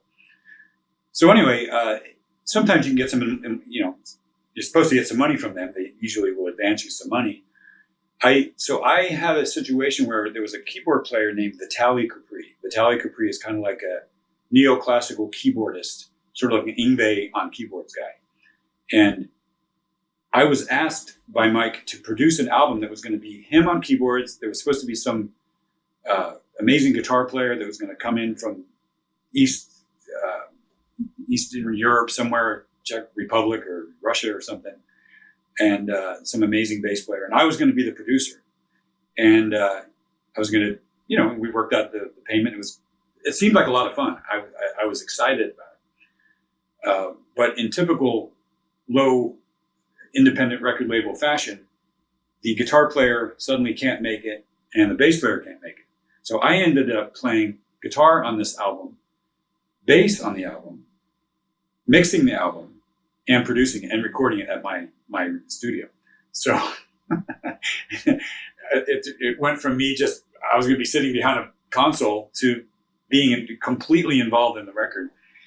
Anyway, it was an album called High Definition by Vitaly Capri, and it ended up blowing up in Japan. It did really well. Japan fell in love with it. It sold a lot of copies.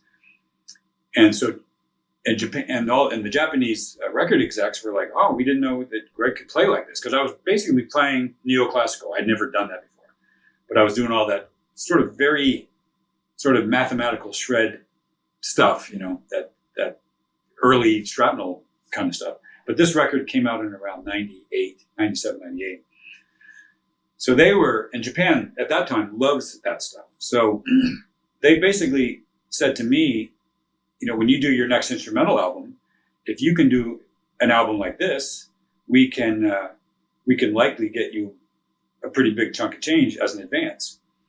And I thought to myself, I really don't like to make decisions based off of money, but I did. And so I went ahead and did an album called Ascend, which is kind of like a very proggy, Dream Theater meets Yngwie sounding thing. It's actually a pretty cool album if you like that kind of music. But it was not my thing really. But so I was really deviating from my natural place, and I just kind of felt a little bit cheap.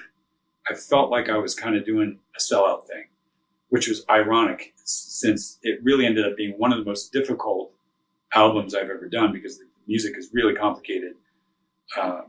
My chops were really on point then because I was really practicing that kind of stuff. So normally when you do a sellout album, it's because you do something that's easy and you get the money. This was actually way harder to get the money. And then it didn't really work out because we ran into issues with the record label, Mike Varney, as well as Vitaly. I didn't know that. I did exactly what the label said. I wrote this music, then I hired Vitaly to play keyboards on my album. But Vitaly had signed a contract with Mike Varney, really that didn't allow. Really, he wasn't allowed to do that, and I didn't know that at the time. So Mike was kind of pissed, and with good reason. And then Mike didn't want to release the album. So if Mike wasn't going to release the album, then King Records wasn't going to buy the license. So the whole thing ended up completely backfiring. And I ended up, and I took ads out in guitar magazines, which you may or may not know are pretty expensive. So I took and then I paid Vitaly, I paid my musicians, and that, it's like, so the exact opposite happened, right? I ended up losing money on this thing. I mean, eventually Mike did pick it up and I was able to kind of break even, but it was just, if I could go back in time, I would definitely not do that record. Yeah, and I couldn't imagine how stressful that was too, with the being in limbo. Like, I don't think people realize with the record deal stuff, you're always in limbo with that stuff. You are, yes. And it's always it's a weird feeling to put a bunch of time and effort and money into something and then not know what if anything is going to happen with it. It's a strange situation. Yeah, and I mean, I worked for a major label for a little bit, and I firsthand got to see an artist make what he thought was an album, and it was a great record. It was amazing, and it just gets shelved, like just put to the side. And people don't realize that even though you're making the stuff, like they have to make sure legally that they can do it. They have to make sure that the publishing is in place. They have to make sure that the copyrights are in place, that the market is right. We heard that a lot at the label. The market's not warm right now. Well, that was a favorite saying they had there.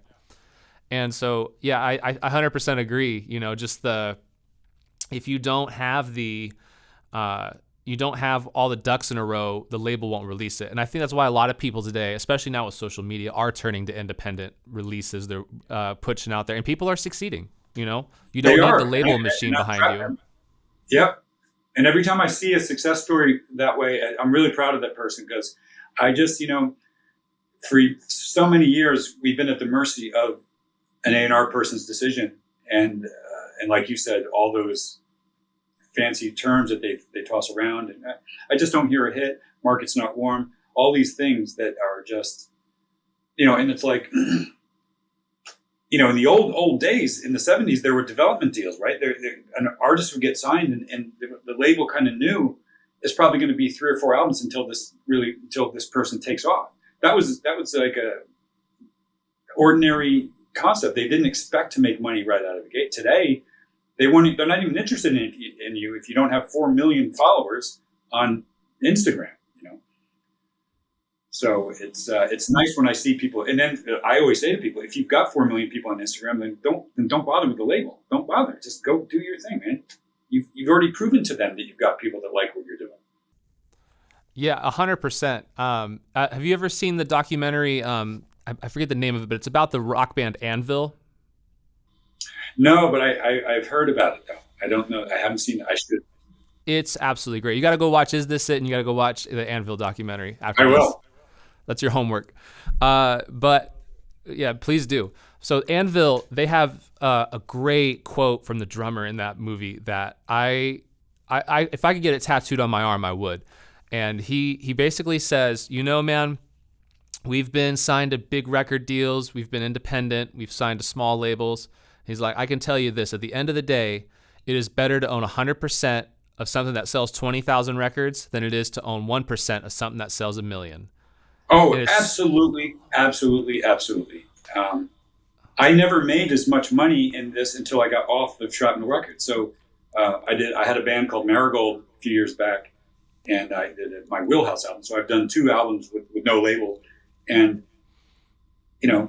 they probably, maybe didn't sell as many because of the, we don't have the marketing push, we don't have the marketing budget, but I've made way more money because, like he said, I'm not getting $1.75 for some CD that sells for $16 in a store. I'm getting the whole thing. So that actually leads perfectly into my last question about this, which is, what has made you the most money as a musician? And then in your eyes, what is the most overrated and underrated sources of revenue streams for musicians today? Wow, that's a really good question. What have I made the most money in? That is a really good question. I don't know. I don't know how to answer that really, because my income comes from so many different sources, right? So I'll get royalties. I don't get a ton of royalties anymore from Shrapnel Records, but they will come in. But I get royalties from my sponsors. I do quite a bit of merchandise. I teach. I do a lot of recording projects during the year, like a lot of remote projects. Probably that's where I make a lot of money, I would say, because those are pretty lucrative. And then, like, if I do a tour, that's very lucrative. So I don't know. I mean, I could go back and think about, when I was with Michael, I made, this is in '96. They were apologizing for not being able to pay me anything more than $7,500 a week. So they were apologizing for that. Well, you're not really in the band, so we can't really do much better than that. I mean, so that was nice. But I don't know. It's because, I have to look at my tax thing at the end and sort of add things up, because it all comes from different places, If I have a new album out, that usually is a good money, that's great revenue. So yeah, it's hard to answer that question. It really is. Are there any revenue streams that you find overrated or underrated? Well, I don't know that much. I see, like, I guess like Spotify, the kind of thing is it's supposedly revenue, right? Supposedly, Mhm. I, I would I would say that that's probably pretty overrated. I don't think that people are making that much money there unless you're, unless you're a huge artist, or a huge major label artist. Um, Overrated. Give me an example. I'm not sure. So I mean, like, with a lot of artists, a lot of them will put a lot of efforts into like sync libraries for like a Netflix show or movies. Other people like will do lessons. Some people find that exhausting. A lot of people will put a lot of work into live performance. They will put time into um, like collaborations, things like that. I mean, is there anything that you find is like overrated, underrated as far as money, time, energy, effort, anything like that? If I found that something was overrated, I probably wouldn't be doing it. So I the things that I do are things that I enjoy. Um, I and of course the quote unquote passive income thing is that's nice. I actually do pretty well with sponsorships, so that's kind of nice. I don't, and that's definitely underrated. I would say that's not overrated at all. That's a really really nice way to make money. Um, so I teach and do seminars, online seminars. Those are fun for me. So um, maybe a little overrated. I don't know. I have a bunch of instructional content stuff that we're about to come out with. It's being edited now. That's going to get released. I have a feeling that will probably do pretty well. But I don't really get involved. If I was doing something that felt like it's just too much work, I probably wouldn't do it because that means that, the whole point of getting into this industry was to not have a job, right? Or to not have a 9 to 5 job, right? Where I felt like, well, I got to make money, so I got to do something that I don't really like, but I want to get a house and I want to get a car and I want to do these things. So I better get a job. The point was, let's see if I can find a job where I can make some money, but I also enjoy the job so that I'm actually having fun in my line of work. So that's kind of the theme for me. I mean, I've had opportunities to do things that I just aren't, that I've turned down because it's just like, that wouldn't be fun. Yeah, but it pays this much money. Yeah, but money, the, the whole point of making money is that you can have a nice life, right? So if you have to have a bad time in order to make money, kind of, it doesn't make any sense. So yeah, that radar, that gauge is always up for me. I think subconsciously, if somebody offers me something, and I think about it, and I'm, yeah, no thanks. It's usually because my calculations just find that it will be more work than it was worth, or it will be the kind of work that is unpleasant and doesn't justify the means doesn't justify the ends. If that makes any sense. No, it 100% does. I really think that's a great way to go about it. So I know I said it was the last question, but I'm very curious about these sponsorship deals.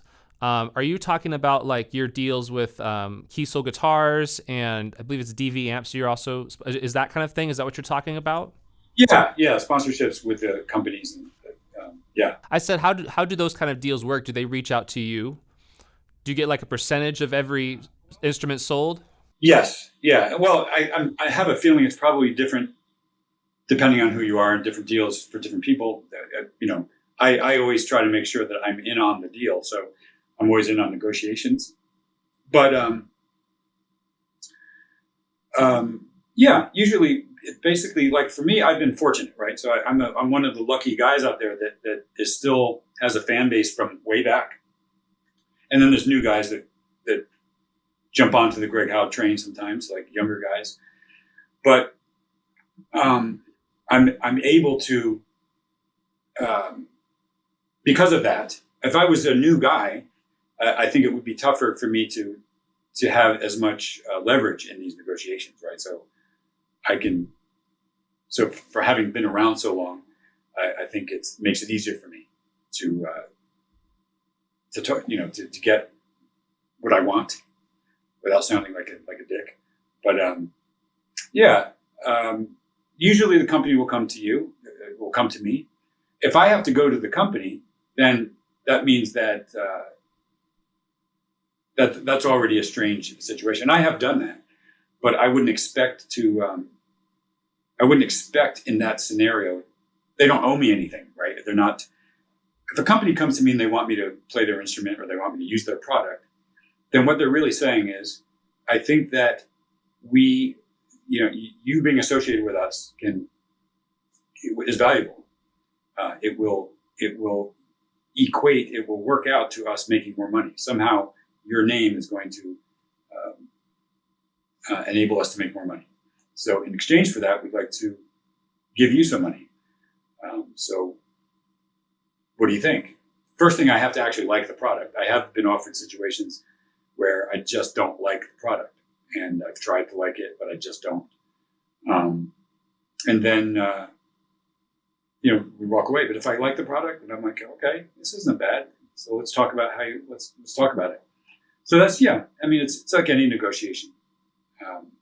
That's usually what it is. I think one of the things I want to point out to people is that a negotiation really is specific and personal. So there isn't like a format, right? It isn't like, so how do we, you ever hear like kids will say things like, well, we want to get a record deal. How does that work? And really the reality is that they work all different ways, right? Because it depends on how popular you are. It depends on it depends on how bad the labels want you. If the labels really want you and everybody's trying to get you, it's going to be an entirely different scenario than if you're knocking on their door, begging, or asking if we can, have a deal with you. You know what I'm saying? So there isn't a set way to do things. Everything. When I see some of these really popular social media guys, guitar players and musicians who have big followings, I'm sure that they're getting they're getting offered all kinds of things that are way better than even what I get. So I just think it depends on what you're bringing. The more you bring, the more you have to offer, the more they have to offer. I want you guys to know there are so many gatekeepers in the music industry, people who withheld so much information, because knowledge in the music industry is power. Not only is there knowledge, but there's so many lies around. If you haven't checked, I put us to a Twitter thread the other week about how the 60,000 songs a day uploaded to Spotify is 100% bullshit. It's one of the biggest lies in the music industry. It was started by 2 major label presidents to get everybody to go, oh, only way we can make it is by having a major label behind us. And it's just not true. I've met so many people who've been signed to major labels and then they just flop and nothing happens. All this attention gets put onto them and nothing happens because they don't have the proper support, and they maybe just put one song out and hope for the best. And this is the kind of thing that happens in the music industry time and time and time again. People lie, they manipulate, they hold information, they play games, they politic you. And if you don't know what you're doing, you're going to get screwed over. And I don't want that to happen to you. I don't want to happen to any musician. I have been in those situations. And thankfully, I grew up in a family that was very business oriented, and I had a pretty natural business acumen. So I was able to avoid a lot of these pitfalls. But that doesn't mean that I was able to navigate everything successfully or put myself in the best position. But I can tell you guys, man, I've seen some of the worst business out there. And it's not only at the major label level, it's also at the independent level. I've heard so many stories of independent labels screwing people, messing people's careers up. There's so many other things that are just horrible, man. Just breaking up bands because of legal issues and stuff like that. So I don't want that to happen to you. Now, there's all sorts of things you can do. You can go out to get yourself better. There's some great books. There's great information. But even if you go and find all that information, they don't exactly give it to you in a way that is digestible for you and is curated for what you need to do. So that's 100% why I recommend Rhinestone consultations to anybody and every musician out there. In my almost 20 years of experience, I've done all sorts of things. I've worked at a major label, I've been in bands, I've managed successful bands with positive cash flow, I have booked festivals, I've won Battle of the Bands, I've done all sorts of things in my 20 years in the music industry. And I have learned so much. Not only that, but I've been doing this podcast and gaining even more and more knowledge and trying new things out. And the fact is so many musicians just are bad business people, and they are bad at understanding how the game works and how to get themselves out there. And what I want to do is I want to help musicians out. So what we do with Rhinestone is we create an actionable plan, a 5-step plan, so that when you go and you work with us, you're going to have 5 steps that you can actually yourself take action on to make your career better, to put yourself in a better place.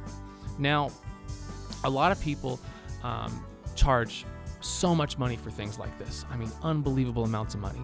I've seen people charge as much as $1,000 an hour for consultation. And obviously that's inaccessible to a lot of musicians. A lot of musicians are paycheck to paycheck. I get it.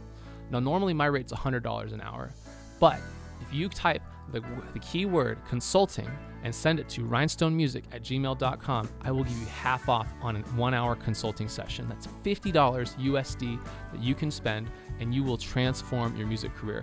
The things that we've been able to help people do with our consulting have been phenomenal. We've helped people get themselves out there. We've helped one person land almost 100,000 new followers on Instagram by just a few tweaks that we helped them make. These are the kind of things that you can do to get yourself out there, to take yourself to the next level. So if you're ready to go there, hit us up, consulting, send it to us at rhinestonemusic@gmail.com, and I hope to see you there and work with you soon. So both of these questions came from guitar players on our staff here at Rhinestone. So they were, again, like I said, they were jumping up and down when they found out I was going to have you on the podcast. So this is from our guitar player, Fernando. Fernando is from Brazil. You recently jammed over a bossa nova track on a recent Instagram clip. Are there any Brazilian artists that have influenced you? We love you in Brazil, and we hope to. Hope to have you come tour down here soon. Man, I don't know. I feel so stupid. I don't really know of any musicians. I'm not good at that. I just hear music, and then I'll be like, who is that? And I'll go find the track and I'll listen to it. I don't really. I can't even think of an artist that I would point out, but I would love to know who I should listen to, because I love Brazilian music. I love that kind of stuff. So if you have any suggestions, please let me know, and I'll go add it to my record collection. Oh, do you want some? I'll give you one great one. Please. So the album I always recommend to Americans for Brazilian music is an album from, I believe, 1966. It's called Tropicalia, and so Tropicalia. It's a compilation record of the who's who of Brazilian music in the 60s and 70s. And basically Brazil had this movement called the Tropicalia movement in the 60s, where they had kind of their countercultural flower power revolution, kind of what we had in San Francisco. But instead of it being like psych rock, they mixed like Beatles, samba, bossa nova, a little bit of psychedelic rock, and the most luscious and gorgeous string arrangements you will ever hear. It's phenomenal. But artists like Gilberto Gil, Jorge Ben, I'm blanking on the names right now. They're gonna kill me because they all know this stuff. But that would be my starting point for Brazilian music for Americans anyway. Great, I'm gonna go there. Yeah, definitely. I have a lot of homework assignments from this thing. I know. I'm going to. But I'm excited about it. Good. You'll like it. Let me know if you like it. Yeah, please. I will, for sure. So then the next question is from another one of our guitar players. When is the next album coming? Wheelhouse was your best record yet, and I can't wait for the next one. Wow, man. Thank you so much. What a compliment. That's amazing. I wanted to have it. I tried to have it before this tour. Just ran into too many things. Certainly by Christmas, I believe. The tour goes till September, so I'm not going to be able to get back on this until after that. There are some other things I have to do, so I'd like to say by Christmas, no later than February of next year. Sorry. And will you be touring more behind it next year, do you think? I'd like to, yeah. I'd like to. I don't know if it might be too soon to do the States again, but we might do some stuff in Europe. And then the second part of Fernando's question was, are you any plans for Brazil, South America? I don't have any immediate plans. Every time I go down every time I'm down there, even South America in general, I love it. And there was a promoter that I connected with right before COVID hit that was talking about doing all kinds of stuff in South America, and which of course included Brazil. And then COVID hit, And so I have to get in touch with him again to try to get that going. But there aren't any immediate plans, but I love it down there. So I'm going to do whatever I can to get down there. Awesome. That would be, I know they would love it for sure. All right, Greg, so rapid fire. I'm going to give you some questions. Just give me the first thing that pops into your head. Sound good? Okay. I'm so bad at this, but yeah, okay. What was the last album that blew your mind? Oh my God. What's the last album that blew my mind?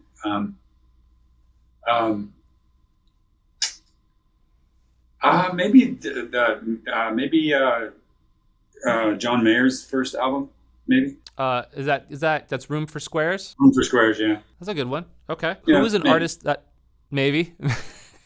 Well, I'm sure there's other ones that I'm just not thinking of because I suck at this, but go ahead. That's fair. Okay. Who is an artist that deserves more attention? Wow.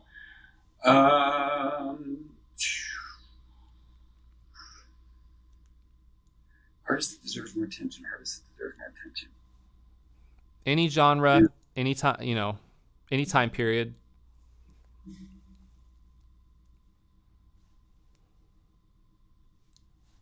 Man, that's such a good question. I don't know.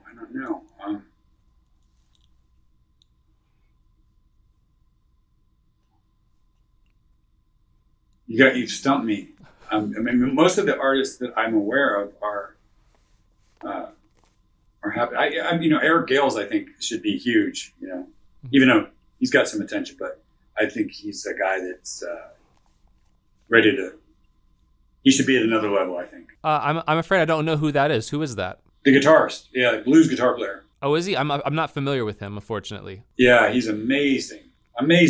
Just an amazing modern kind of Hendrix guy, and he plays upside down, backward strings, the whole thing. Sings just so incredibly authentic and organic and soulful. It's really, I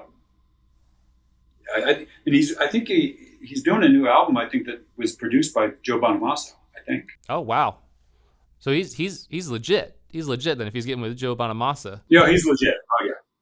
Oh, absolutely, he's legit. Yeah, he's the real deal. Any particular songs or albums or performances from him we should check out? I don't know. I'm not as, again, I'm so bad at this stuff. Like, I listen to artists and I don't even know half the name. Like, sometimes people will play some of my old songs from Parallax and I'll be like, what's the name of that? I suck at that. So I wouldn't know. I don't know if I even know any names of his albums. I just know his playing. And I've played with him a few times. So I just know that every time I hear him, he just blows my mind. So I think anything that you pick up on him is going to be fantastic.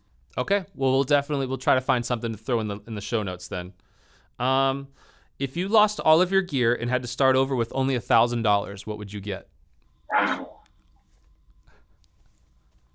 If I lost all my gear and had to start over again, I would probably, I guess I'd probably have to buy a guitar.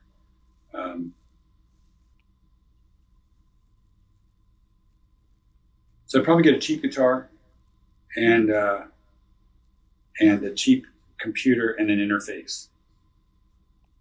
Really? If I could. No amp? I think so. Well, the thing is, I want to record. I want to make music, So I want to get that stuff. I can access sounds in a computer if I get the right software. Mm-hmm. It's a good question. I am a tube amp guy, so I probably would want a tube amp. I don't know what you can get. The thing is, the amps that I like, I can't think of how I would be able to get one for a guitar and an amp for $1,000. Yeah. So I might just go straight to software and IRs or something, and then try to make my money back with selling music. I don't know. That's a tough question. $1,000. I'm not even positive I would get a guitar. I'm not positive. Why not? Why would you get a guitar? Honestly, well, the truth of the matter is, I love playing the guitar. I think it's a lot of fun. But music it's a distant second to just music, right? So if guitar playing became illegal for some strange reason, I would still very much be into music and making music and writing music and recording music. It would be very much, I'd be disappointed, but it would not be a deal breaker for me at all. It would just be like, oh, that really sucks. So yes, I probably would get a guitar, but I mean, I want the ability to make music. That's really what I want. I want the ability to make music. So um, when I think about, you know, software and think about, being able to access sounds and keyboard sounds and guitar sounds, even, I don't know. I just feel like it's a good question. I don't know. I would want to be able to make music and record music. So if I didn't go the route that I said, then I guess I would go and get probably like a Mexican Strat and a used Fender Twin or something. Okay, that's not too bad. I think that'd be under $1,000. I think so. If Yeah. if you got it used, like Facebook Marketplace used, I don't think you could get it off Reverb that cheap. But I'll give that to you. I'll give it to you. Yeah. We'll negotiate it later. Who is a guitar player you look up to right now? Oh man, God, there's so many. There's a kid. I always forget his name. Matteo Mancuso. Yes. He's Brazilian. Mateo. Yeah. Long black hair and glasses, right? Isn't it long hair? Oh, he's great too. Oh, I know him. He's a great player. No, this is a different guy. This is actually a different kid. Okay. Who plays entirely with his fingers. I think his last name is Mancuso. Oh, is he like an Italian guy with the rainbow fretboard? Is it him? No. Italian? No. He's like an Instagram guitar player who you're talking about, right? Like mostly on Instagram? He's done some stuff live. I've seen him he has some NAMM performances and stuff like that. I don't, he's got a couple of videos of him and a whole band in the studio doing some stuff. He's phenomenal. I mean, he's fun. And the guy that you're talking about, didn't he get a gig with Bruno Mars, that dude? Who? The one that you mentioned? Oh, I'm not sure if he did. I feel like he'd be great for that gig though if he did. I think he got that gig. Real soulful player, bendy, slidey stuff, and also great technique. Yeah, he's great. I think he got that gig. I like him a lot. And then this other kid, his last name is Mancuso. You got to check him out. He plays entirely with his fingers over here, no pick. Okay. Oh, wow. And his technique is absolutely flawless. It's ridiculous. And the lines are sophisticated and they're really smart and jazz influenced, and yet he plays with distortion. It's like, I mean, he's unbelievable. He really is, I think, maybe the most impressive of the new guys that I've seen. That's awesome. Well, we'll find him and we'll put him in the show notes. I'll reach out to you, make sure it's the right person. Hey guys, just wanted to give a little editor's note here. The guitar player that Greg Howe mentioned is Matteo Mancuso. He's a phenomenal guitar player from Italy. Has some amazing chops. You guys should follow him. He is on Instagram. I will put his handle in the show notes. So just wanted to let everybody know there's no I want to make sure there's some clarification. All right, and last question. What do people get wrong about being a musician? What do people get wrong? You got some really good questions. That's why we're here, man. I forgive my lack of rapid fire, but I think what people often get wrong about it is that they, I don't want to say wrong, but I think the wrong idea that people get sometimes, because I get asked all the time, what's the most important thing about making it in this industry? What's the most important thing about becoming a professional musician? And I think the question is odd because, first of all, the main thing is you have to love it. You just have to love it. I mean, it's like anything. If you watch it, the game, like the streamer guys that are gaming, they love it, right? They just love doing it. So they get really great. If you love doing something, you're going to get great at it. You'll get good at it. And then if you get good at it, good things will start to happen. They'll just come your way. But I think the main thing is to fall in love with it. Fall in love with whatever it is you're doing, whether it's being a musician or whatever it is. But don't do it because you want to see what can come of it. Make it the thing that is. It's hard to put it into words. Like people are always asking, what should I do to make it in the industry? And the thing is, if you're thinking about it that way, then you're kind of missing the point, in my opinion. I think that you just want to first make sure you are in love with this thing. And then when that happens, the other questions become easier and the answers become easier.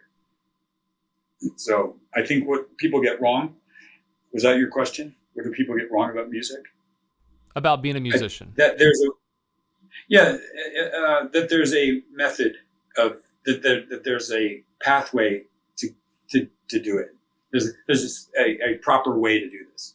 And there isn't. And on any level, there's not a proper way to get in the industry. There's not a proper way to play your instrument. There's not a proper way to write a song. There's not a proper way to do anything. It's a creative endeavor that so much of which you are responsible for. In fact, the more of it that's you, the more unique it will be, and the more of a real artist you'll be, and the better your chances of having what you want to have happen. I know it's a very abstract answer, but it is how I honestly feel. Well, I don't think there's a better way to cap off this interview than with that answer right there. That was fantastic, Greg. Greg, is there anything you'd like to promote while we're here? Give you a few minutes to talk about what you're up to right now, what people can look forward to from you. The floor is yours. Yeah, if you're in the States, we're going to be touring pretty much everywhere. So I hope you guys come out. I also have an instructional video, a whole instructional bunch of content that I shot with a partner over December. That it's all being edited and all being, basically organized to put up and make available for people. So that's going to be coming out this year, and I'm really excited about it because it was a real casual thing that we did where I've been trying to shoot instructional content for years, and I just, I get too weird about it. I'm too much of a perfectionist in front of the camera, and I just start over again. Let's do this. So I decided I wanted to have a partner in on it with me, where he's just basically sitting next to me with a guitar, and he asks me questions, and just the way you and I are talking right now. And what do you do over this kind of chord progression? And then I'll play. I'll show him.